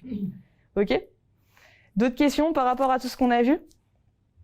Ouais. Ça, c'est plus une question de curiosité. Ouais. Je sais pas si tu as vu, mais on parle plus de SEA et de SEO, on parle de SXO. Ouais. La nouvelle réforme, et je veux savoir ce que tu en penses. Oula, alors bonne question, franchement, j'en pense pas, je me suis pas vraiment... Par rapport à l'UX design, mais ouais. est-ce que c'est vraiment nécessaire pour le référencement ou... Bah forcément oui, parce que ça veut dire qu'aujourd'hui, ce qui va surtout compter, c'est-à-dire il y a deux parties qui vont compter. Il y a la partie technique et la partie du coup marketing. Donc la partie technique, au début, elle intégrait justement tout ce qui était création, on va dire, dans le code source. Donc ça veut dire comment on pouvait même utiliser les technologies en termes, par exemple, de HTML, CSS, etc. Aujourd'hui, on va parler aussi du UX, donc ça veut dire comment on place les éléments. Comment on place les éléments, ça va aussi pousser à la conversion ou pas justement potentielle. C'est-à-dire que quand tu vas faire de l'UX ou de l'UI, tu vas essayer de placer les éléments pour faire en sorte qu'une personne, lorsqu'elle clique sur ton lien, donc que ce soit en SEO ou en SEA, elle va atterrir sur ton site et sur ton site, justement, quel est le parcours que tu proposes. Qu'est-ce qu'il va faire justement, c'est le taux de conversion. Donc, c'est-à-dire que sur, par exemple, imaginez, vous faites une bonne campagne SEA ou SEO, et c'est pour ça qu'aujourd'hui, à terme, c'est en train de s'épuiser. Vous faire la meilleure des campagnes possibles, c'est-à-dire que les gens vont cliquer, mais quand ils arrivent sur votre site internet, ils vont rien faire. Pourquoi? Parce que votre site n'est pas optimisé. Et c'est là que ça rentre en compte, c'est-à-dire qu'on va pouvoir justement trouver des outils, des méthodes pour optimiser la visite et optimiser le taux de conversion. Donc faire en sorte que les gens, lorsqu'ils cliquent, ils convertissent davantage. Et comment ils vont convertir? Avec des méthodes, justement, des techniques qui sont beaucoup plus précises. Et aujourd'hui, ça va être sanctionné. C'est-à-dire que si tu utilises un mauvais UX, si tu utilises des mauvaises structures, ça sera justement pénalisé pour le référencement naturel. Alors qu'avant, c'était que des techniques justement sur le site internet, donc c'était dans le code source que ça se passait. Est-ce qu'on utilisait du HTML ou du CSS? Du coup, le taux de rebond, ouais, il va vachement jouer sur le référencement. Totalement. Plus le taux de rebond il est élevé, justement, plus c'est négatif pour toi. Tu peux faire les meilleures campagnes, ok, ça fonctionne, mais si derrière, quand les gens arrivent sur ton site internet qui convertissent pas, parce que justement ton site n'est pas optimisé, tu vas avoir un taux de rebond élevé, tu vas avoir un taux de conversion bas, donc il y a personne qui va convertir, donc ce sera pénalisé par Google. Donc aujourd'hui, c'est pas simplement avoir un site internet, c'est avoir un site internet bien structuré en termes d'UX, en termes de design, et aussi en termes de technique marketing et en termes de technique de développement. Donc ça, c'est quand on optimise vraiment l'ensemble. Moi, j'ai une question pour vous deux. C'est qui vous deux? Toi qui fais les waving crabs. Ok. Raving, pardon. Et le deuxième, c'est moi? Oui. Ok. Non, mais c'est sûr qu'à terme, il faudra qu'on fasse une landing page parce qu'on vendra un vrai produit et donc les gens ils passeront par nous pour l'acheter. Ouais. Mais pour l'instant, nous, Ce qu'on a besoin, c'est juste de communiquer avec des gens, on le fait par les réseaux, et de vendre, nous on le fait avec des marketplaces. Ok. Est-ce qu'on a besoin de faire une landing page à ce stade-là, vous pensez? C'est-à-dire? Est-ce que tous les projets de drop d'NFT, il faut des landing pages ou même pas? En vrai, la plupart quand même un site pour présenter un peu, juste pour regrouper tout. Au moins pour l'image et la notoriété. Projet, Ouais. présenter la roadmap, et puis montrer des visuels aussi un peu de ce que ça peut donner. Ok. Bah au moins pour l'image. Tous les sites, toutes les NFT, tous les sites, même tous les cryptos, sont des sites quoi. Ouais. Ok. Après la communication, c'est beaucoup par Discord. Ça va être Discord en Discord, c'est ça. souvent. Parce que Mais ouais, le site c'est la Discord Discord. Twitter de fou. Mais ce que je comprends pas, c'est genre, il y a des Discord de mecs qui achètent, qui se balancent les bons plans, les dates des drops avec des bots, etc. Mais toi, quand tu fais un drop, tu crées aussi ton propre Discord. Ouais. Enfin, tu fais un Discord pour ta commune. Et du coup, tu le promouvois sur ta landing page. Ça. Ouais, tu incites les mecs à le rejoindre. Ok. En call to action. Et à quoi ça sert s'ils vont dessus, les gens? Bah, sur Discord, t'essayes de parler avec les gars, tu peux faire des concours, tu peux faire des. Ok. Tu peux expliquer, j'en sais rien. Ouais. Vous devriez intégrer plein de Discord et voir comment ça se passe. Ouais, voilà. Ouais, c'est vraiment de la création de communauté, c'est-à-dire qu'en fait, tu vas créer une communauté, enfin, tu fais partie d'une communauté, tu discutes avec cette communauté, tu deviens, justement, tu parles de notoriété, c'est-à-dire tu deviens quelqu'un, tu prouves un peu ton expertise. Donc, quand tu auras justement quelque chose à vendre, c'est-à-dire tu seras pas un inconnu, en fait. Tu seras intégré à une communauté qui va te reconnaître comme étant expert en un sujet et qui aura plus confiance en toi si tu proposes justement une solution derrière. Parce que tu as prouvé ton expertise à travers tes interventions, à travers tout ce que tu proposes, etc. Et du coup, sur tous nos réseaux, Ouais. on met le lien de la landing page. Ouais. Alors, si vous voulez mettre des liens on met le lien sur la marketplace. sur la landing page, on met ouais, tu peux, bien sûr. Si vous voulez mettre plusieurs liens, vous savez, dans Instagram, vous pouvez mettre qu'un seul lien dans votre biographie. Du coup, il y a des outils qui existent, comme notamment Linktree, qui existent et qui donnent la possibilité, vous voyez, de mettre plusieurs liens. Donc, par exemple, ça va vous donner ce genre de choses, c'est-à-dire que c'est un seul lien qui va renvoyer vers ce genre de page. Donc, vous voyez, il y a plusieurs boutons et ça peut renvoyer vers Discord, ça peut renvoyer vers, je sais pas, la landing page, vers votre chaîne YouTube, etc., etc. C'est donc un produit aussi basique et percé. C'est que ça répondait vraiment à un besoin. Ouais. De quoi, Linktree? Ouais, totalement. C'est très simple. J'ai toujours dit ça dans un truc, Ouais. le plus basique sur Terre. Bah, c'est clair. Ça marche bien, ouais. Bah, surtout comme on peut mettre qu'un seul lien sur Instagram, d'un côté, ce qui est bien, c'est comme ça, vous vous perturbez pas, bah, du coup, lien dans la bio, et ça renvoie vers ça. Vous pouvez personnaliser avec votre identité, etc. Et vous savez combien il faut d'argent? Franchement, je sais pas. Parce que, du coup, il y a une version gratuite, une version payante. Je crois qu'il y a une version payante. Donc, ça va être avec la version payante. Je sais pas combien ils sont. Est-ce qu'il y a d'autres questions? Les sites, ils payent pour avoir. Enfin, je sais pas. Ah, j'ai oublié de répéter. Il y a d'autres questions? Non, c'est bon? Ok, bah merci en tout cas pour votre écoute. C'était un plaisir pour moi de vous partager tout ça. Il y a plein d'autres choses, hein, bien sûr. Je vous enverrai le PowerPoint. Donc sur le PowerPoint, je vous ai mis plein d'éléments aussi à creuser. Surtout quand on est entrepreneur, il faut aller chercher soi-même les informations. C'est super important. Vous voyez, tout ce qu'on a justement aujourd'hui, c'est Internet. Tout est disponible. Il y a des plateformes juste, si vous voulez vraiment aller creuser des sujets, je vous conseille cette plateforme qui s'appelle Udemy. Udemy, c'est une plateforme de formation qui est assez sympa. Il y a des formations très peu chères. Il y a souvent des réductions dessus. Je sais pas, vous mettez par exemple, on va mettre Google Ads. Sur Google Ads, alors là, il y a pas de promotion en ce moment, mais par exemple, celle-ci, elle est pas mal. Pack ultime, publicité Facebook, Google Ads, LinkedIn Ads. C'est une formation qui fait 23 heures, d'accord? Elle est bien notée. Là, elle est à 94 €, mais si vous revenez dans 2-3 jours, elle sera à 10 €, d'accord? Il y a tout le temps des réductions où ils passent en fait des formations qui sont à 100 €, il est passé à 10 €. Moi, je me suis beaucoup formée dessus. Il y a plein de sujets. Donc, même si vous voulez aller creuser des sujets en particulier, vous avez plein de formations dessus. Celle-ci, je vous la recommande parce qu'elle est assez longue et elle est assez complète. D'accord? Donc, revenez, je sais pas, dans 3 jours, même dans une semaine max. Vous aurez du coup sûrement cette formation peut-être à 10 € ou quoi que ce soit. Donc, voilà. Mais sinon, je reste dispo si vous avez des questions dans tous les cas, même ultérieurement. Merci. Avec plaisir.